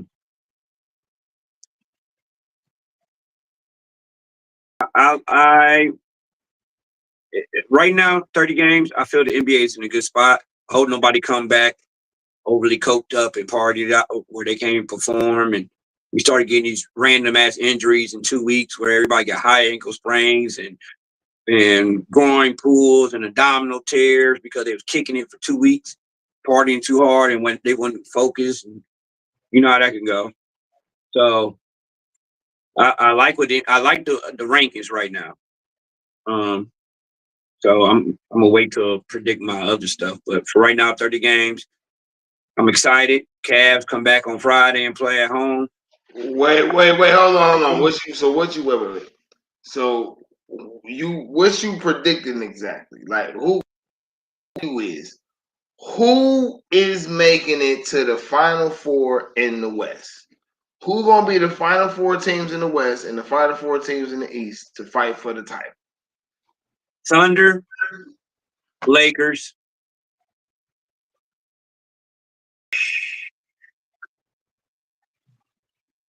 Dallas.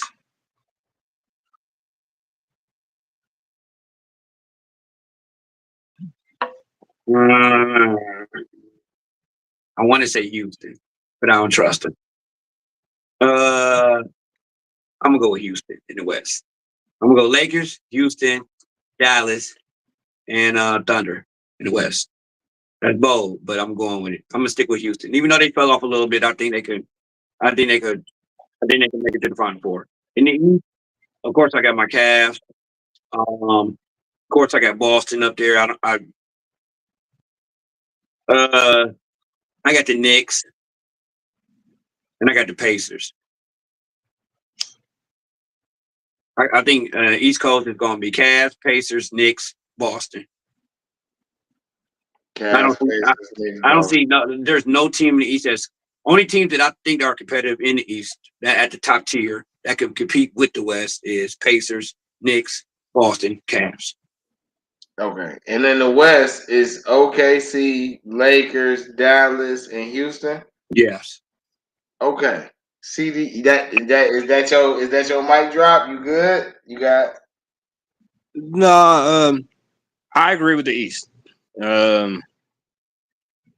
I agree with most part of the West, but I'm gonna take 2 teams out.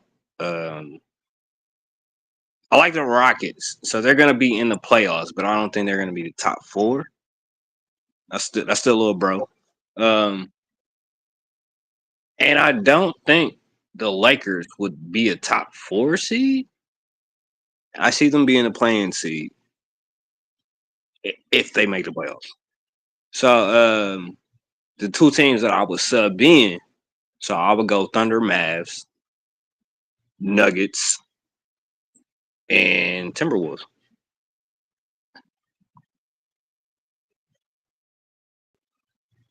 That would be my top four in the West. But if you ask me who's going to the You finals, said I'll probably say Mavs. OKC, Thunder. You said OKC, Mavs, Timberwolves, and who else? Nuggets. Nuggets. Yep.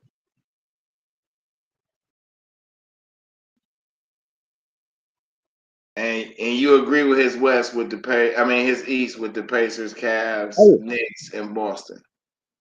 Yep. That's your mic drop right there on that. Did you have more? Yep. Okay.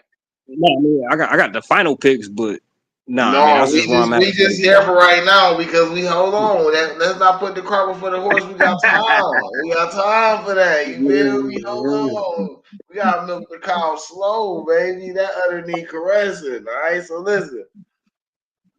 As far as this East thing though, all right. Side note.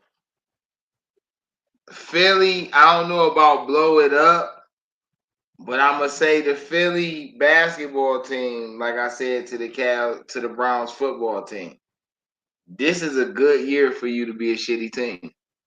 Let them niggas heal. Let them niggas chill. Let them niggas heal. All them niggas got excuse my friend. Let all those players heal up and rest. All of those men have their money, their pay. They can refine their games, get all the way 100, and they can draft a number one pick to fit their need. Now, in my opinion, right? They need a 2 guard and they need a 4 that rebounds and plays in the paint.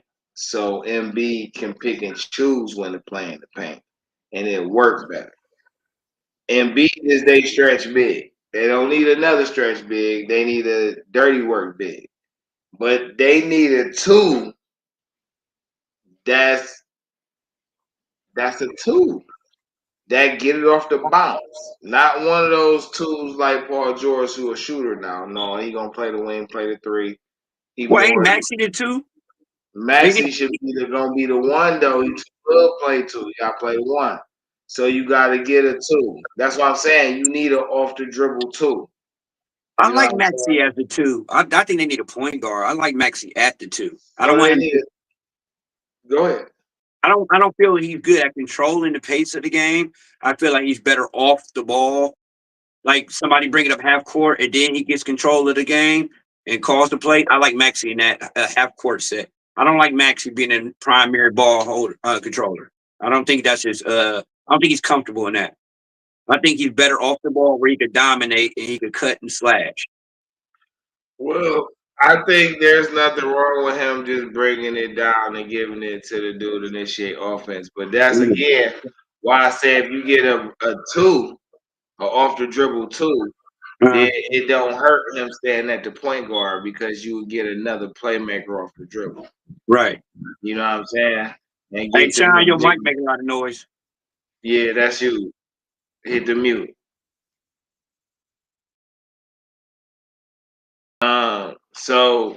But those interesting takes. All right. Let me pull this little list back up. So, as far as the East, right? Okay. I'm with y'all with Cleveland, Boston, and New York. I am not so on the Pacers. I'm not sure what Milwaukee's going to turn into by the end of this year. I do know that JB Bickerstaff could beat either one of those teams, though, in the 7-game series. That's something I do know. So then again, I'm not sure about 4, 5, or 6 because I feel like a healthy Orlando could beat all of those teams, and I feel like Miami is surging. I I think what's crazy is in the position that Chicago at, that Toronto could actually make a bid on their position at 10 and really make the play-in interesting. Especially if Brandon Ingram actually wants to play with these guys he got over there. I actually think they could turn it around in 30 games and win like 16 or 17 with the squad they got. And I ain't gonna lie, if they can get near 30 or 35 wins, I'm pretty sure that put them in the play-in.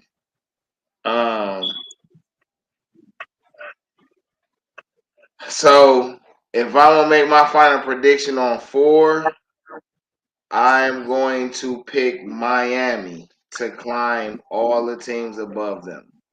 I like the combination of Hero, Wiggins, Duncan, with Bam Adebayo back at the 4 and Khalil Ware at the 5, Rozier off the bench. I think all that team has been, with the exception of that rookie, and they still got the Jacquez guy off the bench. I think they can make some noise. They had 25 wins, bro. Indiana only 5 wins above them.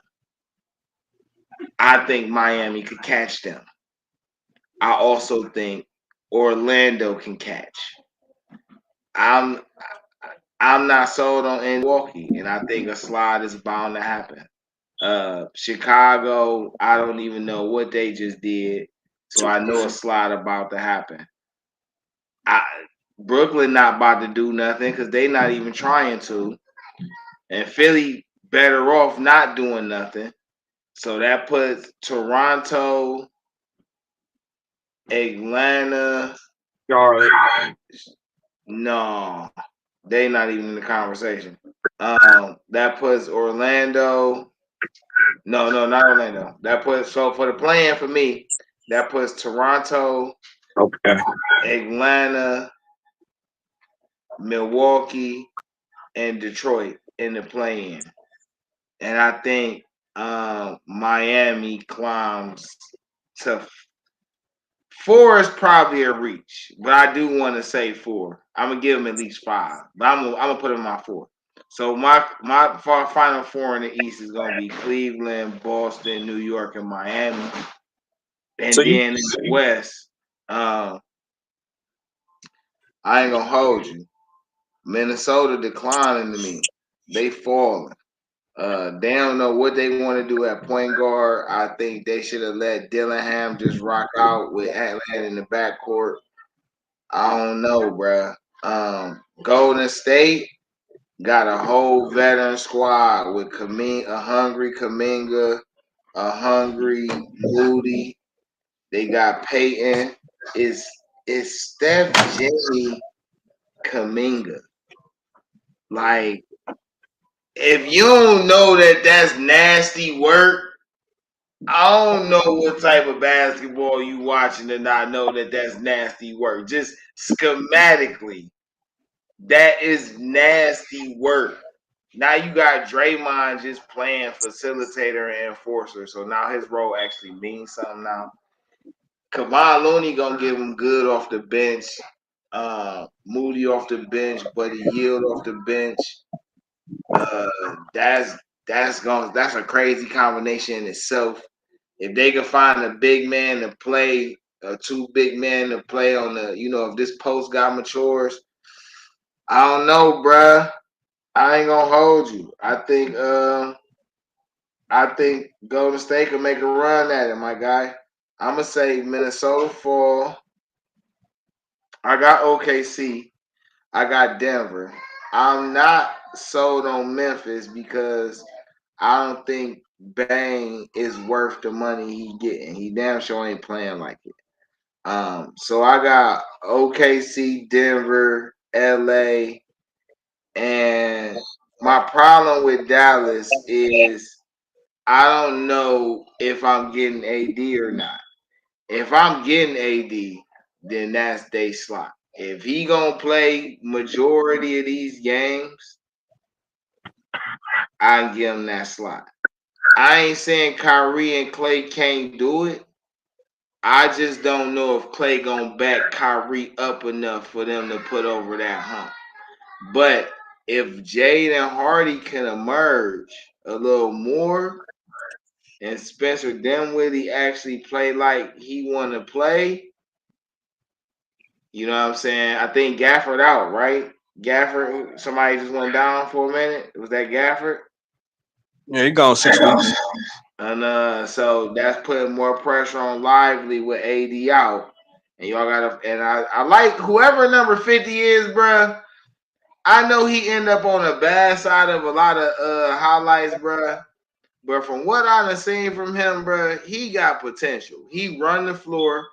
He seemed like he deceptively athletic. He played with a little attitude.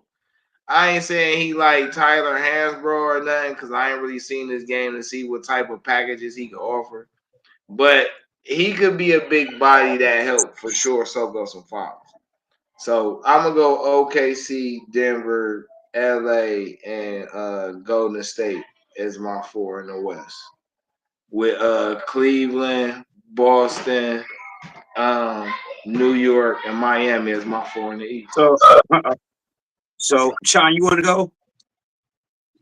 Oh no, I did more. No, I was going to rebuttal off of his picks. I'll get a comment off his picks. No, go ahead. Sure. I ain't gonna dissect it. No, I ain't dissecting it. I just want to ask a question about the East Coast.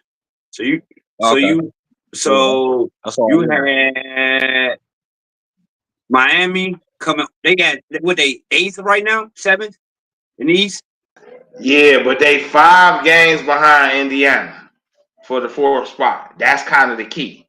They only 5 games behind them.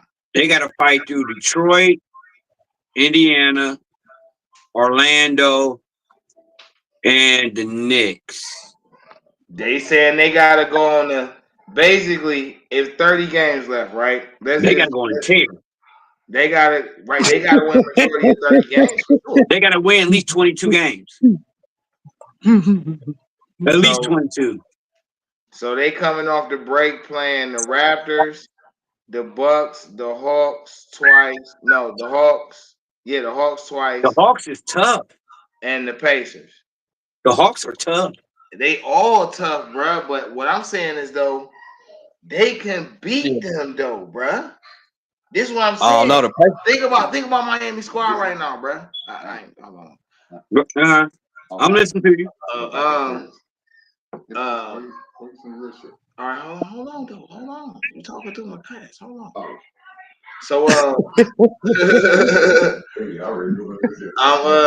so what I'm saying is that's in the East, bro. And right now, like I say, I ain't sold on Indiana.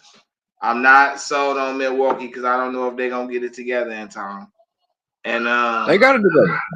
And Detroit, you know, I mean JB cool, but I feel like Orlando could get them. But I feel like right now, out of them teams, Miami has the best starting 5. No, Tyler Hero, Andrew Wiggins, Duncan, Bam Adebayo at the 4, Khalil Ware at the 5. Okay, that's the best starting 5 out of that next group. I do want to assess it now. I'll go stay out of it, but let me give a West Coast perspective, right? Okay. The Pacers, I think their record, like if we looking at this just by paper, you can't look at it by paper because Tyler Halliburton was injured for an extended period of time, so like their record doesn't. Yeah, their record doesn't reflect their play right now. Also, when we look at what was the other team over there? Milwaukee. It was Milwaukee. They struggled the first 3 weeks of the season. They had a bad record. Trust me, I have a friend named Frank Castle who I'm on his ass because he said Dame is better than Kyrie and Kyrie's a Maverick. So like you can't talk about my player like that. So like I have all eyes on the Bucks like I do the New York Jets, and that was a dumpster fire. So like I wish I could say that Milwaukee is going to be like the New York Jets. It's just not. Like Doc Rivers fixed that, just like JB Bickerstaff. And this is crazy because in Cleveland, Hold on, hear me out here. In Cleveland, right? The sentiment is that you guys have a championship team and you guys did not change a piece until DeAndre Hunter came. You guys did not change a piece. And you guys said Kenny Atkinson brought so much different perspective. But the coach that you fired took a team that could not smell the playoff in the last 3 years. I'm talking about like you think the Hornets record is bad. You think the worst team in the West is bad. Detroit was very bad. JB went over there after getting fired from the Cavs and turned that shit motherfucking around. But I can't give all the credit to JB because I told niggas that Cade Cunningham is that guy. He was hurt last year. Let But me if say you look at one his thing. numbers, Let me say one thing. oh, JB did that over here too. Nobody's taking it away. So from a direct Cavs fan, let me tell you, nobody was taking away nothing JB did. It's just that JB coaches team basketball, right? And nothing's wrong with that because we needed that foundational culture. But that's not championship winning basketball. That's just a part of getting to championship, and everything depends on how your personnel is built. And JB just didn't maximize the personnel he got, and you know that's to be true because the same personnel came back and they looked even more of a threat than they did when JB had them. So it ain't no knock on JB. It's just sometimes pieces don't fit. You ain't fit here, but you fit right there in Chicago. I said Chicago in Detroit because those people's more aligned with your way of how you want to play. See, what you said just contradicted yourself, right? Because, like you said, JB preached team basketball, but last year Cavs did not play team basketball because with Donovan Mitchell, Darius Garland got a rebound, they went coast to coast. They did not pass the ball to 4 other people. You did not see ball movement. It was like literally, if Garland got it and he got the kick out, he's going up and he's pulling a 3. Or if Mitchell got it. It was no passing the ball. This year, you guys are passing the ball, playing team basketball. So, like, you guys bought into what JB was selling after the fact. But last year, it was clear and evident. Like, you guys did not not passing the ball sounds like an over exaggeration. They wasn't passing the ball like they could have been. I got that. But to say they wasn't, and you still got guys that average 6, 5, 4, you know what I'm saying? Multiple guys that average so many assists last year, like that's crazy for you to say that. I would just say once again, it ain't the pieces you got, it's how you use them. Sometimes you don't know how to use the pieces you got better than the person observing them. Maybe you got a different set of, like it just worked like that. And like we said, we're judging this before the end result. Before the end result. Because I want to see if they go further than they did with JB. I think if they play JB's team, because they can potentially play the Pistons in the first round, I think that's gonna be interesting TV. We seen what we did. I just want to say, right? We did them nasty in regular season. Like, you know what I'm saying? Did they not beat y'all once? Did they not beat y'all once? I know you only got 10 losses, but did they beat y'all once? Yes, they did. We split. I just wanted to make sure. I just want to make sure. We split the season with them. I watched from a distance. Yeah, we split the season. I watched from a distance. I knew that. I knew that. I just wanted to see if you guys would go, admit to it. But yeah, no, they beat y'all once. Y'all only lost 10 games, so not a lot of people that beat y'all. No, for but sure. I know they beat y'all once. And I know the Pacers beat y'all when Halliburton went down at halftime. Yeah, we couldn't stop them. We couldn't stop them. That was interesting, So like, I have questions about the Cavs team. But that was before DeAndre Hunter, and most likely without a Coro or Strus. And Strus is coming back healthy now. Strus is getting his saying? Like it's a lot of you can't leave those key factors out when you if you gonna point these key factors out on one side, you gotta do it on the same side. No, I mean, at the same time, right? At the same time, like when we bring up DeAndre Hunter, right? And this is my assessment. I say when your team is like that, when you have the number one team, at the trade deadline, you stand pat. You trust in your guys. You trust in your chemistry. You trust in everything that you develop. You don't make a trade. So to see them make a trade, I'm curious because I'm not the biggest, and nobody should be. Cares Levert or who was the other guy that wanted to trade? George Niang. But I literally seen them come off the bench, right, in a close game and provide the 12 points to take the Cavs over the top to get the win. That's Like, fine. I literally seen that. And that is team chemistry. Like, so like you giving up 2 guys for one. Like, these 2 guys would have definitely be part of the 8-guy rotation going into the playoffs. Right. Like, it's just interesting because, like I say, Boston, they know like they gonna be back in the finals. They're not making a trade, right? OKC, did you see them make a trade? Like, you know they gonna be in the finals. Like, Mavs, we still improving. We're a contender. We're buying in. You know, but when you're that team, I don't think you need to make a trade. So that just let me know a lot what I needed to know about the Cleveland team. Like, I'm gonna hold back, Tap. I'm gonna let you go ahead, Tap, because that's a wild assessment to me. That's crazy. Let me rebuttal off of that.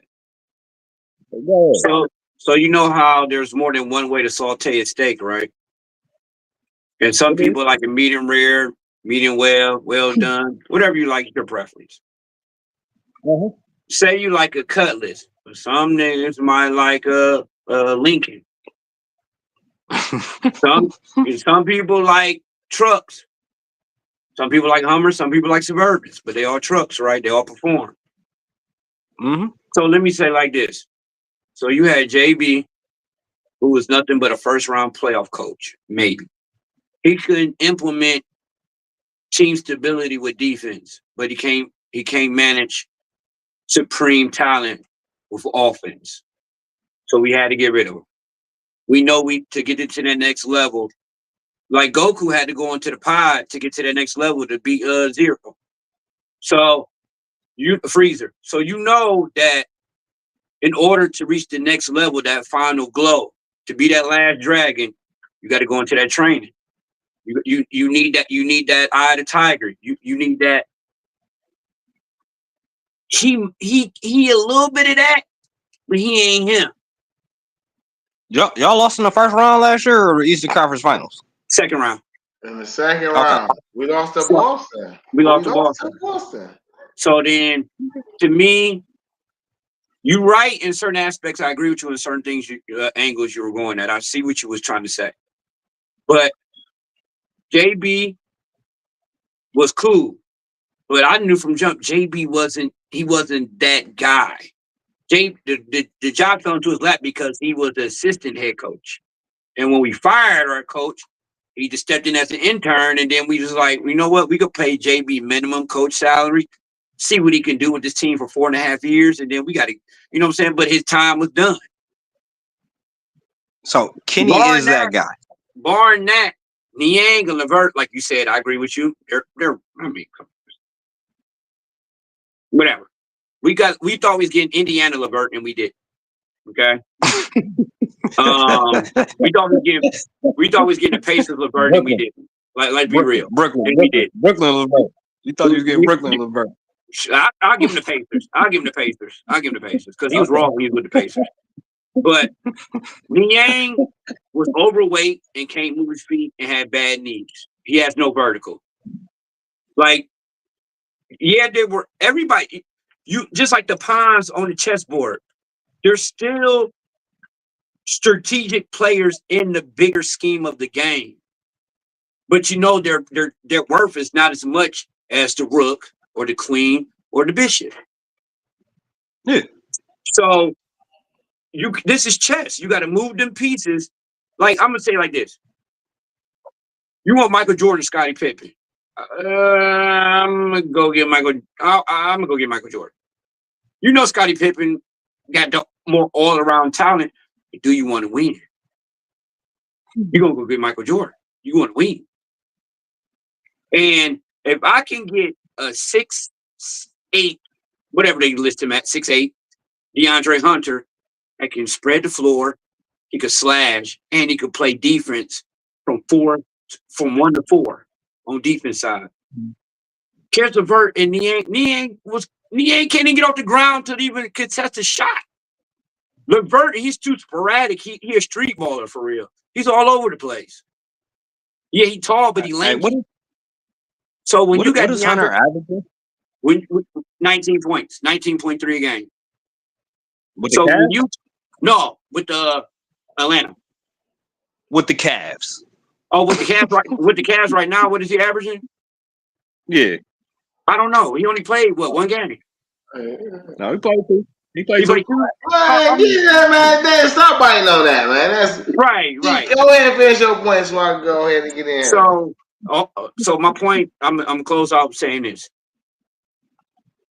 Anybody that's stuck in their ways that don't think they can elevate to that next level and be like, oh, it's been working for me all these years, so I'm gonna stick with it.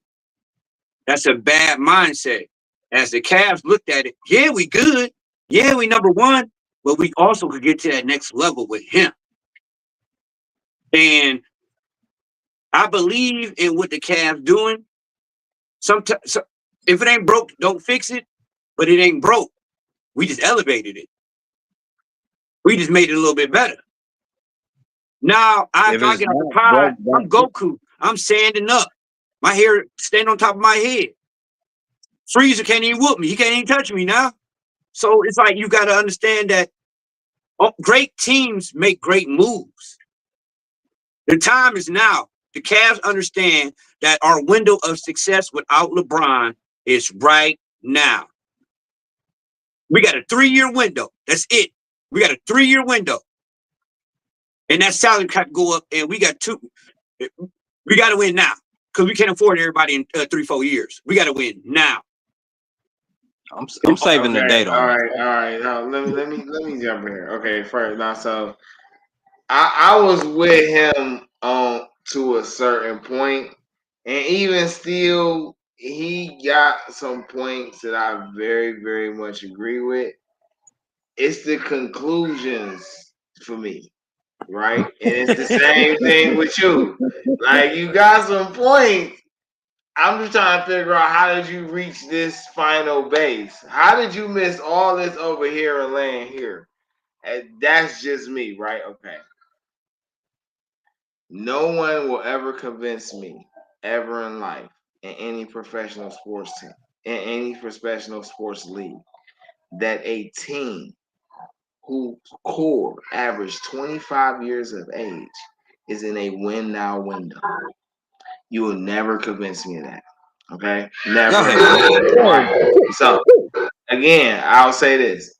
People have selective memory, and they forget that at one point in time, and this is why I wanted to be very clear about giving JB his respect, because people forget that the Cavs were a bad organization for a long time. Even when LeBron was taking us to the championships, we were still a bad organization. We were just winning. Okay, so I love this. I love this. None of this. I'm not naive. Let them cook. People like to put the cart before the horse, and they tend to forget that before Bron came back and won for 4 years, he was winning here for 7 years, and he didn't win anything. He got to the finals, but he didn't win. I don't forget that. I don't have selective memory. And I understood then that when the Cavs had LeBron then and we were doing that, the Cavs were still a poorly ran organization. Yeah. Since JB and Kobe teamed up, they've been a much significantly improved run organization. I can even dare to put up the word savvy and well calculated. I can add that to this organization. I say top 5. You know what I'm saying? Top 5. Now, top 5. When you get that, us fans, we want to win now. We forgetting that these GMs, see, Kobe locked in. Kobe locked in for at least 7. So he ain't thinking about how many championships I can get right now. He thinking about how can I perfect what I have so when I start winning, I don't stop. So this is why I keep saying this year the Cavs are playing with house money. Bro, They Evans are. 24. That's Garland what I said. I would 25. hold. Okoro, I think Evan 23, Okoro 24. Garland 25. Allen to a 26, 20, 26. Fucking Mm-hmm. Donovan 27.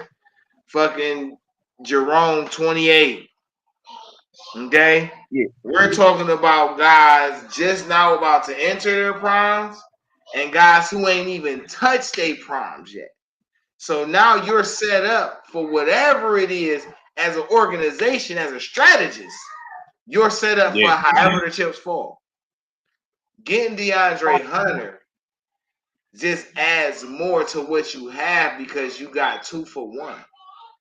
You got somebody who fit the mold of a 6'8", 6'9" wing who has a 7'2" to 7'4" wingspan, who's athletic enough to play over the rim, off the bounce, and off the ball, who can rebound, can block shots, and get steals. So you add him to a Okoro, what you add Okoro, and what you add Strus to do. Now you free up them to do even more. So how I look at the Cavs is, and this is why they should be just figuring out how to perfect it as playing with each other. Mm-hmm. You can literally come off the bench and run. Because I like this combination, right? I like when Mitchell plays with Allen, right? Mm-hmm. So you can run Mitchell Allen with Ty Jerome. You can run, let's just say you just want to run Strus and Dean Wade, right? That's a nice little lineup, right? Because, Ty going to do what he do. Donovan going to give you buckets. Niggas going to rebound. Strus going to give you something. Wade going to give you something, right? Now, this is just a sub-in lineup. Now, I can just take that whole 5 out. Mm-hmm. I can just take that whole 5 off the floor.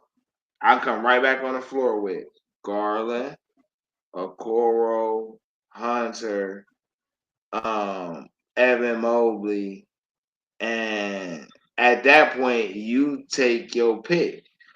Do I want to run Tyson? Do I want to just bring Tyson in? And now I can run Tyson and Hunter at the 4 with Mobley at the 5. I'm saying now you got a 5 do it all on the floor. You got a 1 who gonna speed it up. You got all your wings play above the rim. So they're bringing Hunter off the bench. I would. Because I would because for one, when you start a Okoro, it just adds more to your starting lineup because everybody knows their role without consequence. Then if you come off the bench, let's just say you have to bring that 5 off the bench, right? Bring that 5 off the floor.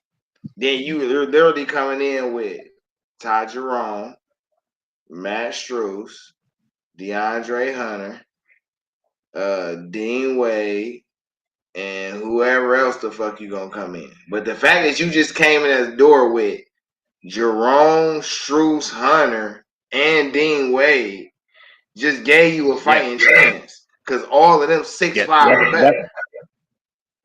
That's if you bring him off the bench. Yes. But for what I've seen, they're gonna start him. I ain't mad if they starting. I'm not mad, but it kind of limits you from using your whole team strategy wise by not allowing him to play in a role he's been comfortable in all season. And I thought he was starting with the Hawks. No, he was coming off the bench. He was averaging 20 off the bench. Yeah. So hold on real quick. Sidebar about the Cavs. I read something last night about how I think they got a week or maybe like 3 days. They got to sign a 14-man roster, and they got a choice between 3 people.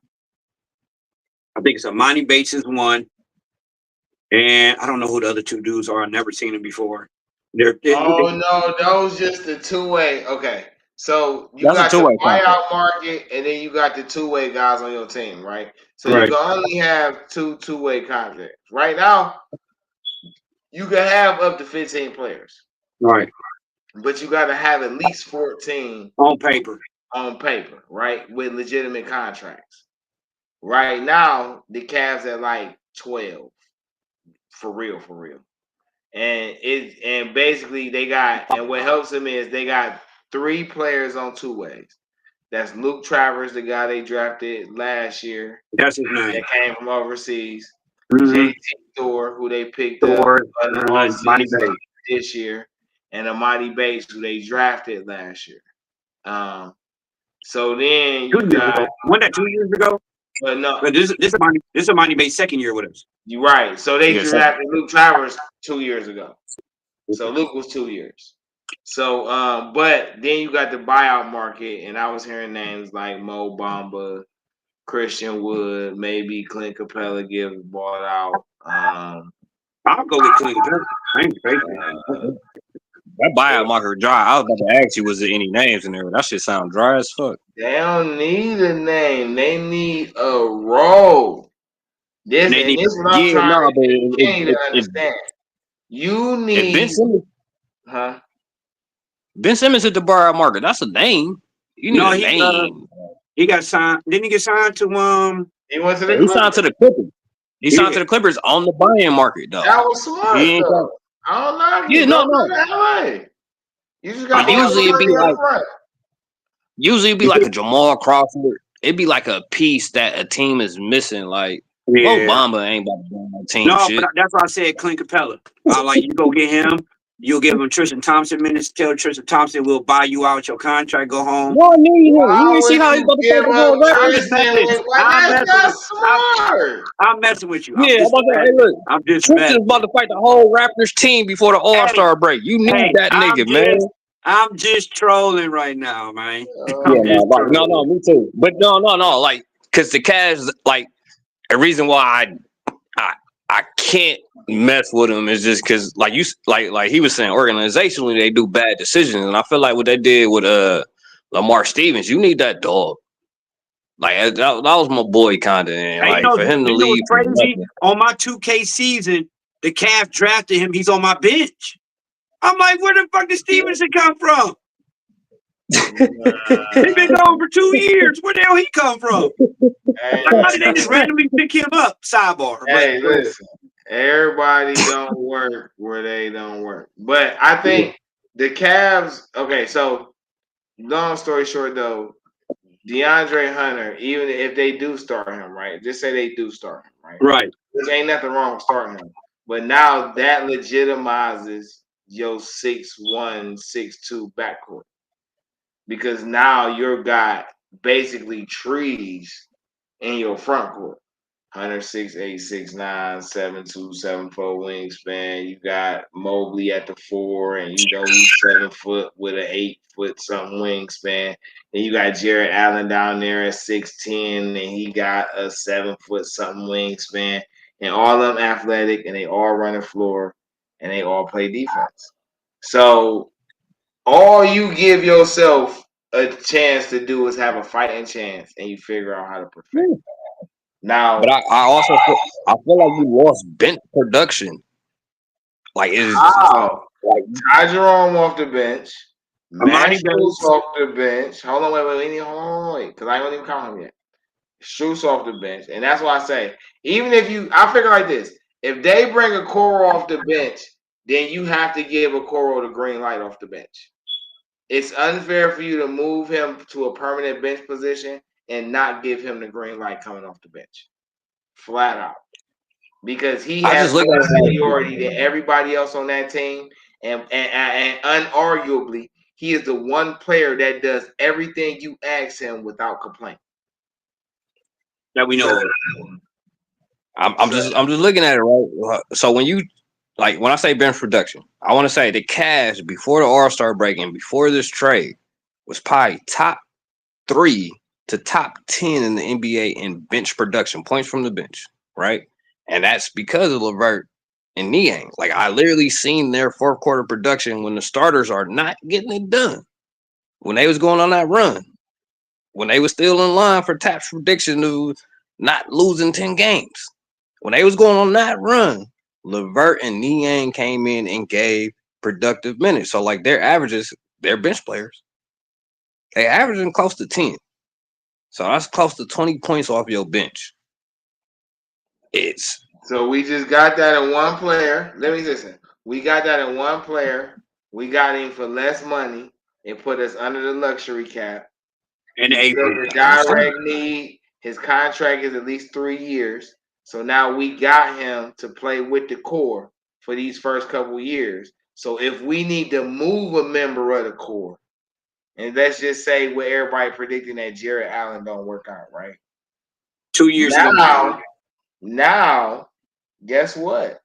You still got a Hunter there, and whatever you move Allen for, you getting back something valuable. Oh, you definitely are. So you win. You win if you lose. It doesn't matter. Like right now, we just figuring out how to make this work. That's what I figure out is they real. They should be focused on nothing else because everybody else locked in for 4-5 years. It doesn't matter. Everybody you looked at on this roster, except for Ty Jerome, Tristan,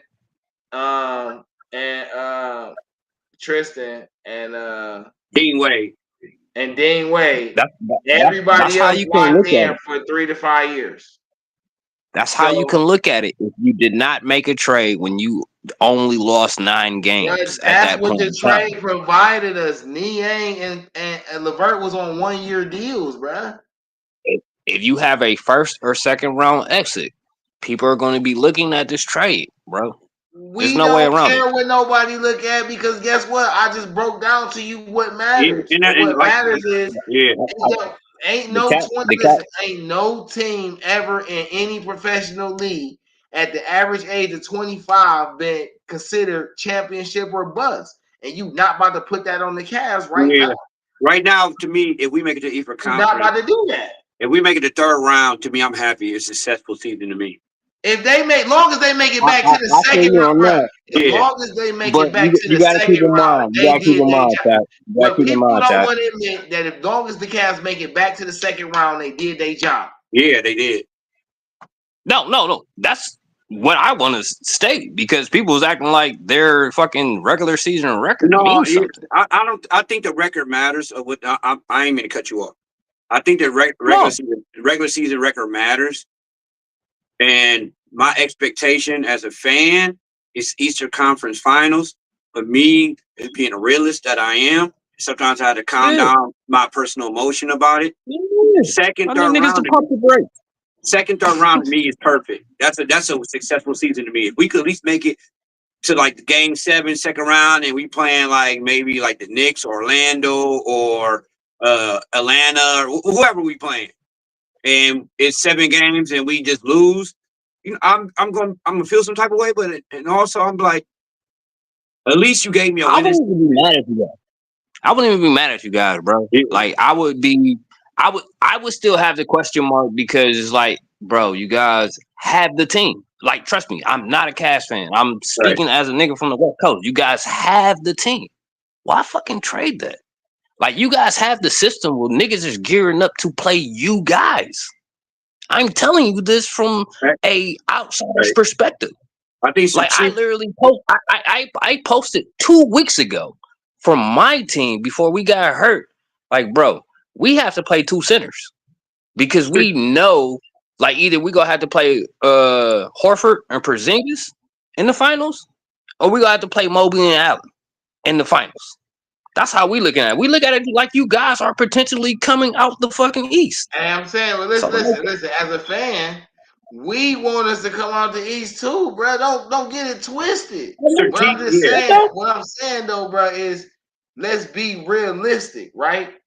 There are a number of players, and I will repeat this sentence verbatim because I say it like this for a reason.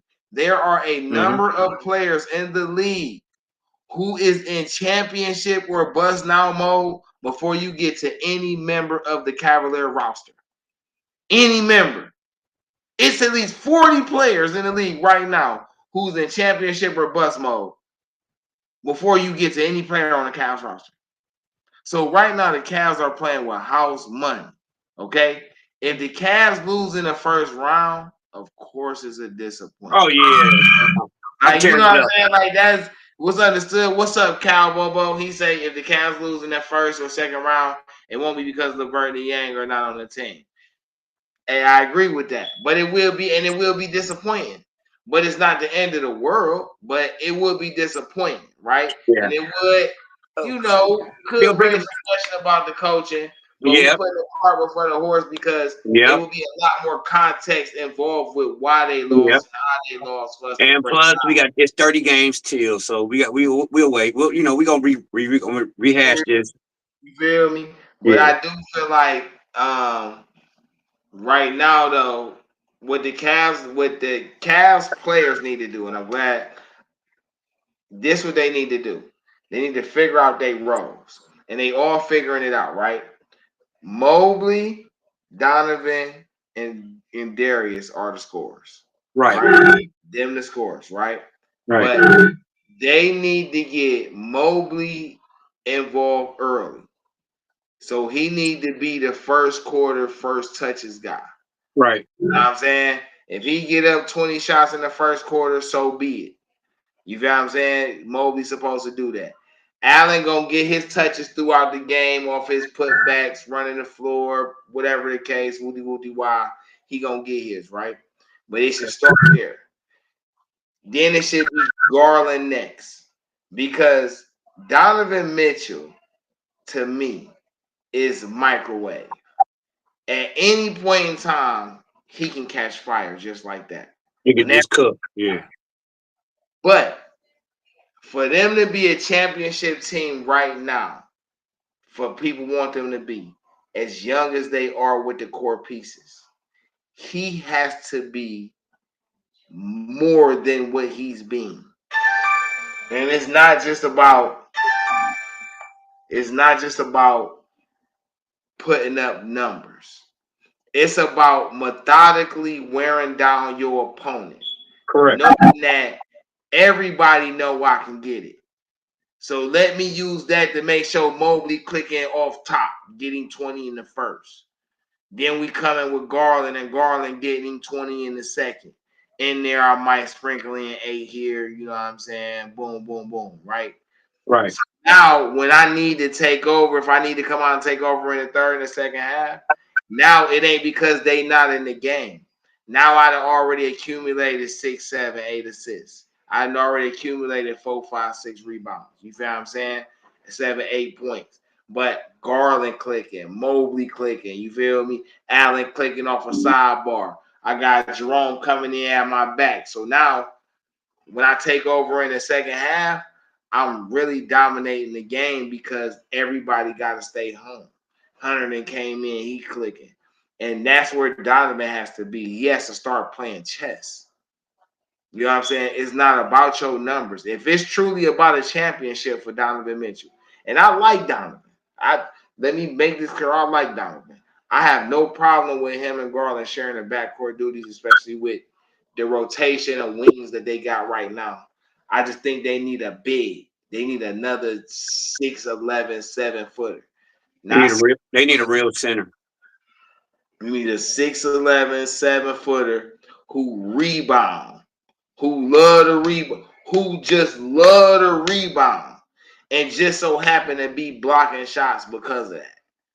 And it'd be nice if he is, even if it's just limited to some type of post moves, and he just love to dunk off his post moves. 6 to 8 minutes in the game. That's all he gets. 6 to 8 minutes. That's the type of big man they need, Yeah. right there, to rotate between the big man they have, because you get that type of post playmaker, possible type of big man. Now you really talking about a team that can play any style, any which way, and legitimately beat you that way, no matter which mismatch you think you have against us. You know what I'm saying? And that's where I'm at with the Cavs. Right.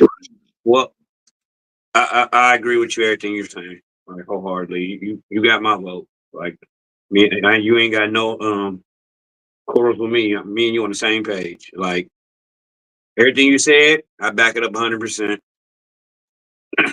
With that being said, though, I got to run.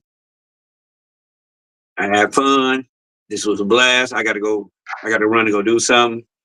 No, for sure. My last sentiments on the show. Everybody appreciate you having me coming in here today. Y'all see me again. Go Cavs. Sidebar before I get off. I want everybody to go look out what Jameis Winston said about Cleveland, Ohio. At the Super Bowl, he did a little interview, and he got like a little 30-second skit about Cleveland, Ohio. He wants to come back, and he made a beautiful mark on Cleveland itself and the whole, and the organization and the city. He said we are the best place to be in within 90 days. There's no place in the world he'd rather be in 90 days than Cleveland, Ohio. And he was explaining how when he was living in Chagrin Falls and like Cleveland is just like everywhere you look, it's just like you want to take a picture because the city is just so beautiful. And everybody had this bad stigma about it. And I did too until I moved here. This is I don't want to be nowhere else but Cleveland. And I think the Browns need to go look at that and figure it out. But shit, we got to do this again. Tomorrow I'm off too. I don't go back to the Cavs. Come back to play on Friday. So y'all jump in, chime in on your boy. Oh yeah, I'm gonna definitely get with you for sure. I appreciate you coming through, sharing Hey, your now thoughts. let me know. Hit me up. I have fun. Already. All right. Catch you later, Todd. All right, my boy. See you. Dee Trynt, Game Changer Sports Talk, Industry Sports, streaming on multiple media platforms: Facebook, Twitter, Twitch, YouTube. Follow us on IG at Industry Sports or at Dee Trynt. My apologies. I done lost my whole train of thought because of that notification. That was just weird to me. But I've been sitting here rapping basketball, talking Cavs and All Star with the homie CDK, Hollywood, and Tap. It's always interesting when we get with them because we get into so many different side topics that turn into so many different interesting points. And I always love the energy that people bring when they come up to the podcast. It makes me focus more. And I feed off other people's energy. So the interactions is everything because it allows me to really gauge like what's going on. Speaking on sports, before we end it off, I gotta go on some type of little rant about the Browns. Right? Check this out. I want to see the Browns prosper. Right? Again, the scouting combine coming up. The mock drafts are going to change. Nobody's mock draft right now is safe. Okay. When we get to like April, then you can start trusting the mock draft because by that time, the new league year being kicked in as far as transactions and free agencies and things like that. You gonna have free agency be to happen, the combine be to happen, and that's like right 3 weeks before the draft. Then you get a little more gauge because now teams have made their moves, they gearing up, draft positions, trying all the works that didn't really happen in that first round of things, right? Because right between the the new season starting and after the draft is another little period of transactions that's crazy. And the Browns, they in this position, right? People debating. You take the best player in the draft or you take the quarterback that you think is the man.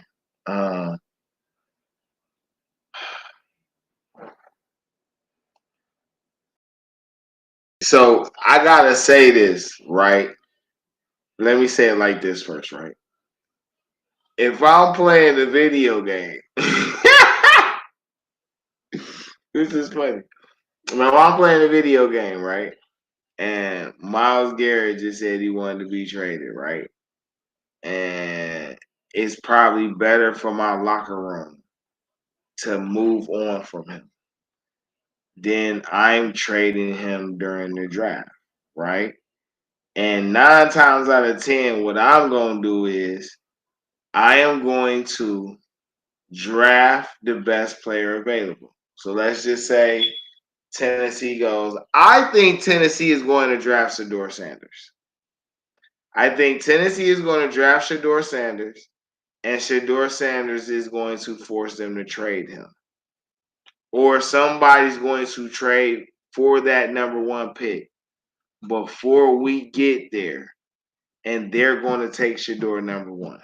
That is my honest belief, and that's been my belief from the gate, with the exception that no, not from the gate, from like maybe like a couple weeks into after the college season was over, and because I was like, I thought Travis was gonna go 1, and I didn't think Abdul Carter was the best player in the draft because I thought he was just a pure end, right? I didn't really know. Now we're several weeks past that point, right? We in February, and my thoughts are different.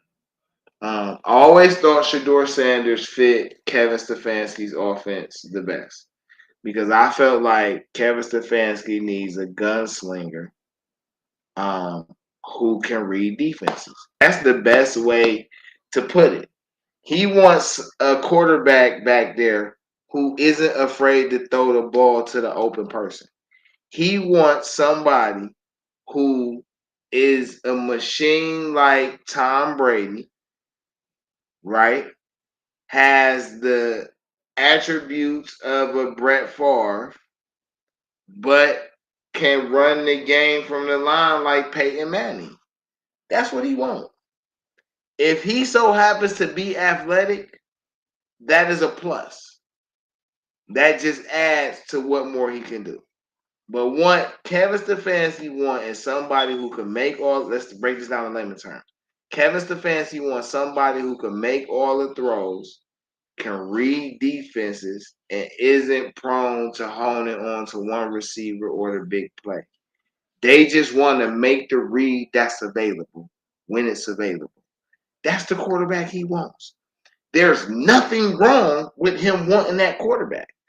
We can look at all the different quarterbacks that has worked in this system and kind of worked in this system. And one thing remains the same. All of those quarterbacks have some type of gunslinger mentality. None of those guys can really control the offense from the line. They don't read defense that well, read coverages that well. This is what Kevin Stefanski wants. I've always felt like Shedeur Sanders fits that mold. But I think he's going to be going at 1. So if if this, like I said, started off by saying, if this was the video game, right, I would draft Abdul Carter at 2 because I would move him to linebacker. And I would put him at linebacker with a double O. Obadiah Ronquo. I would put both of them at my linebackers. And then move JOK if JOK can play. Then he would move to my extra safety linebacker DB coverage guy. Because I don't want him laying those hits. I don't want him having the responsibility of always getting tackles in the trenches. I want him to be the security blanket behind the guys getting the tackles in the trenches. I would want to keep Myles Garrett over there because now I'm telling Myles Garrett, look, I'm about to put double O and Abdul Carter behind you, bro. I'm about to put Isaiah McGuire on this other side with you. You got Mike Hall, you got Tomlinson, you feel me? And then we might can find something else that we could bring up on the defensive tackle side. and we're gonna put you together.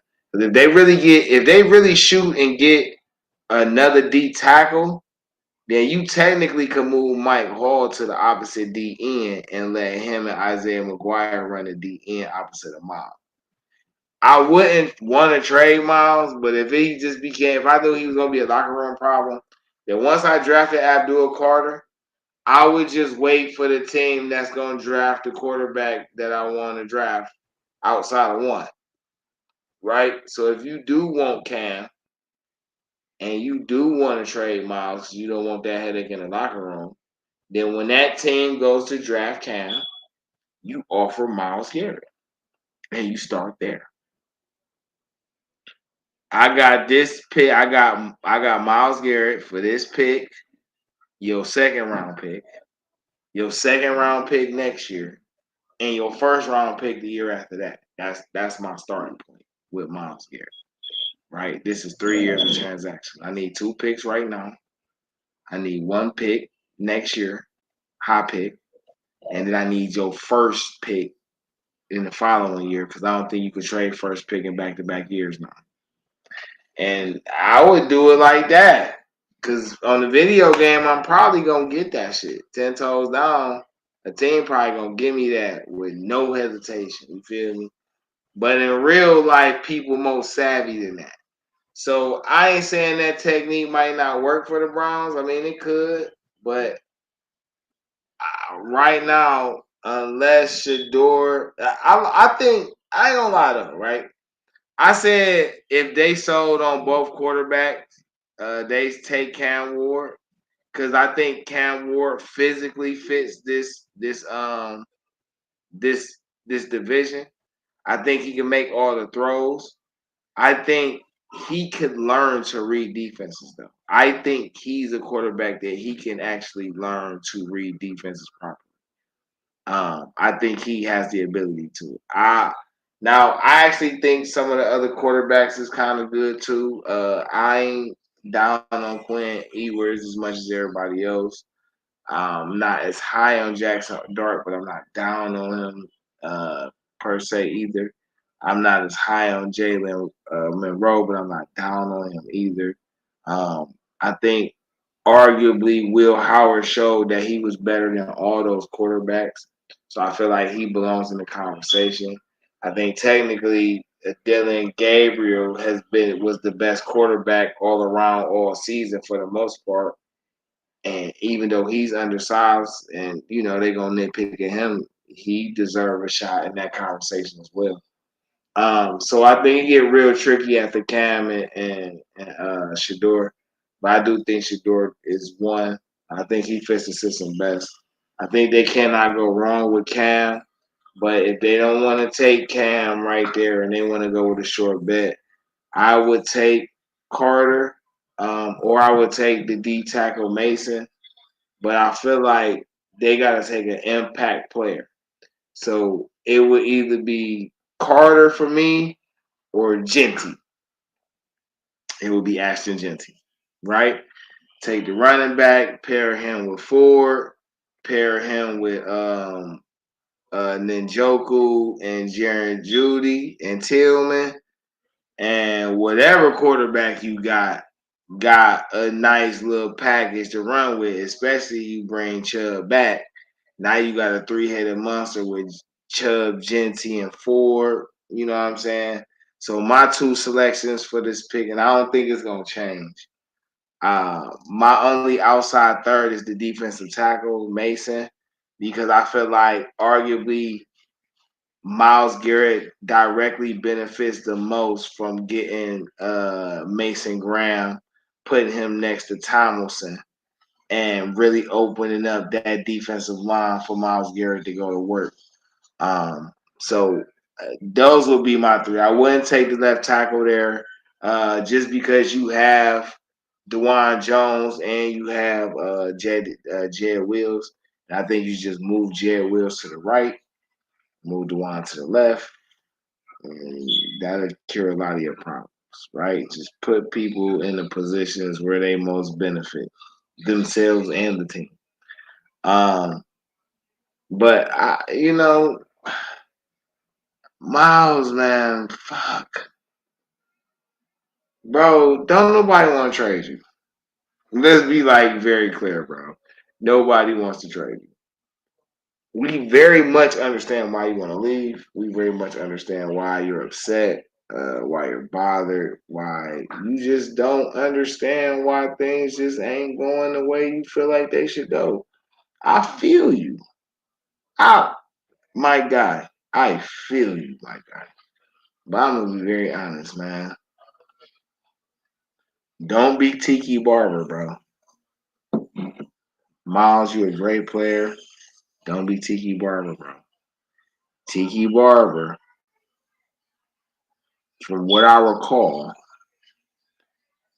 complained about the practice regimen and the intensity of it, and said it was the reason why Tom Coughlin, because he was the coach at the time, why Tom Coughlin's teams fell off in the second half.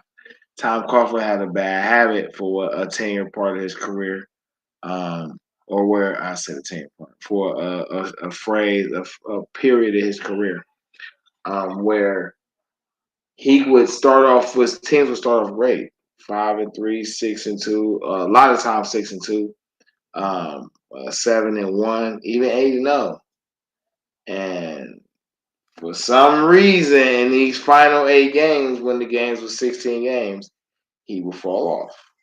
He would fall off. His teams would fall off. They would just not have it. And Tiki, he retires, right? Him and Toffler have it out. Boom, boom, Tiki retires, right? The NFL eventually changes the workout regimen. And it's a few more reasons contributed to that. Let's be clear. But I think that was kind of like the start of it, in my eyes. So he doesn't want to play with the Giants. He's going to retire because they're not going to trade him, right? They flat out said, we're not going to trade you, right? He retires. They draft Brandon Jacobs. And that team goes to the Super Bowl that year and beats Tom Brady.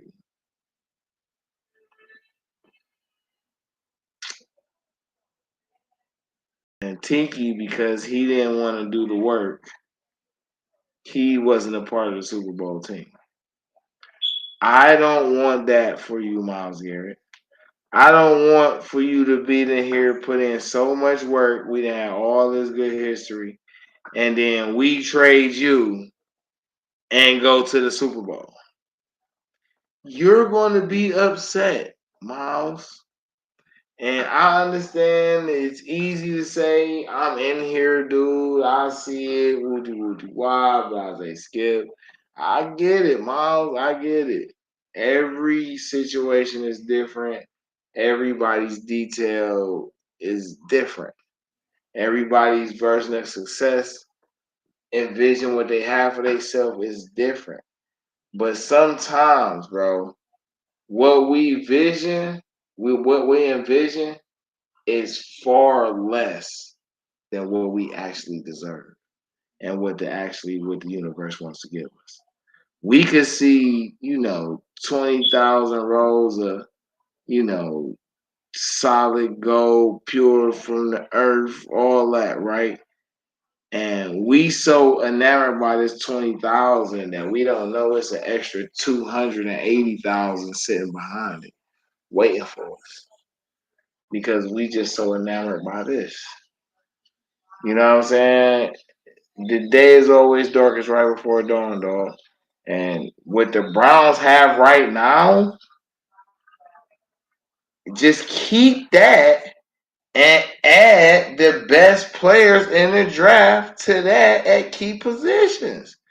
This ain't rocket science. Y'all have draft picks. You have some type of way to make some cap room. You have players that can be moved. Now, Myles Garrett get moved, he's not going to go to a contender. Myles, I want you to understand that if the Browns trade you, you're not going to a contender. You're not going to nobody close to contending.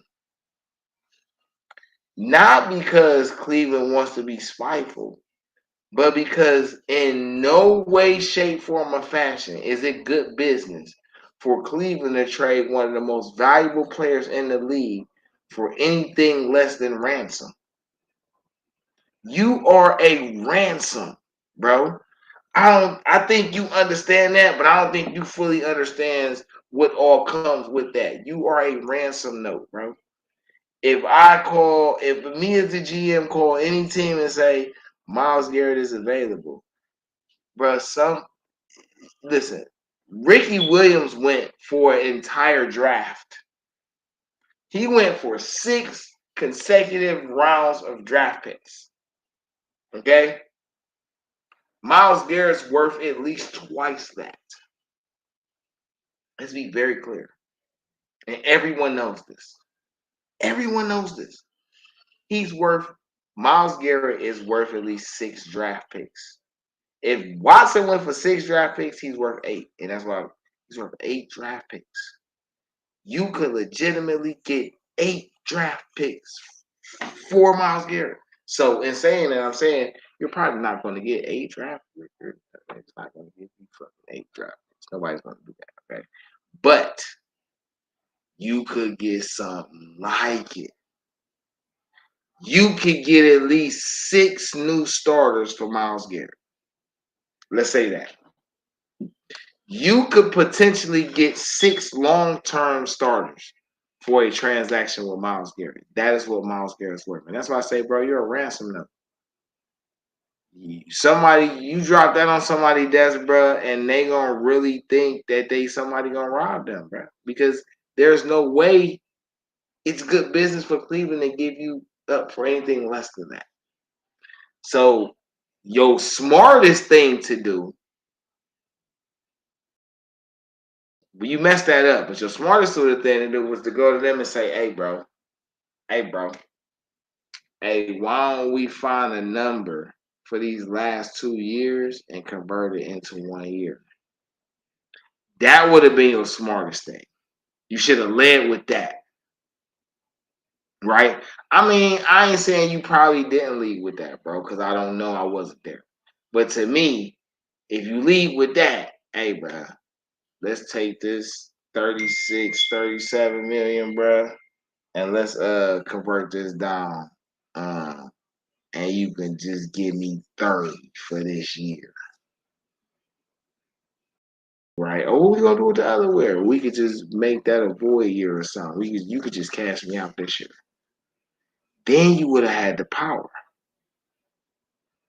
Because Cleveland could have converted that to a signing bonus. Boom, now you ain't even on the hook for next year. Now you would have had all the power because you would have had your money. You wouldn't have cost much on the cap, and Cleveland wouldn't have had no reason to hold you for ransom. But not only is the cap hit steep for them, but so listen, you might as well ride it out. Cleveland, I think at number 2, you should, unless you absolutely love a quarterback.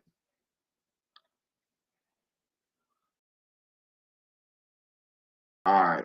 Unless you absolutely love a quarterback, I personally think you should take the best player available, and the best 2 player availables that fits a need on your team that will impact your team is Abdul Carter and Ashton Jeanty. Those are my top 2 picks for the number 2 pick. Outside, one honorable mention is Mason Graham, But anyway, man, Dee Trynt Game Changer Sports Talk, streaming on multiple media platforms, man. It's been a pleasure rocking with y'all. I must go. I've been rocking for like 2:45 or something. Thank you all for listening. Please comment. Let me know how you feel. Give me some feedback on some of the topics and points. We'll get up with y'all in a second, man. Be easy.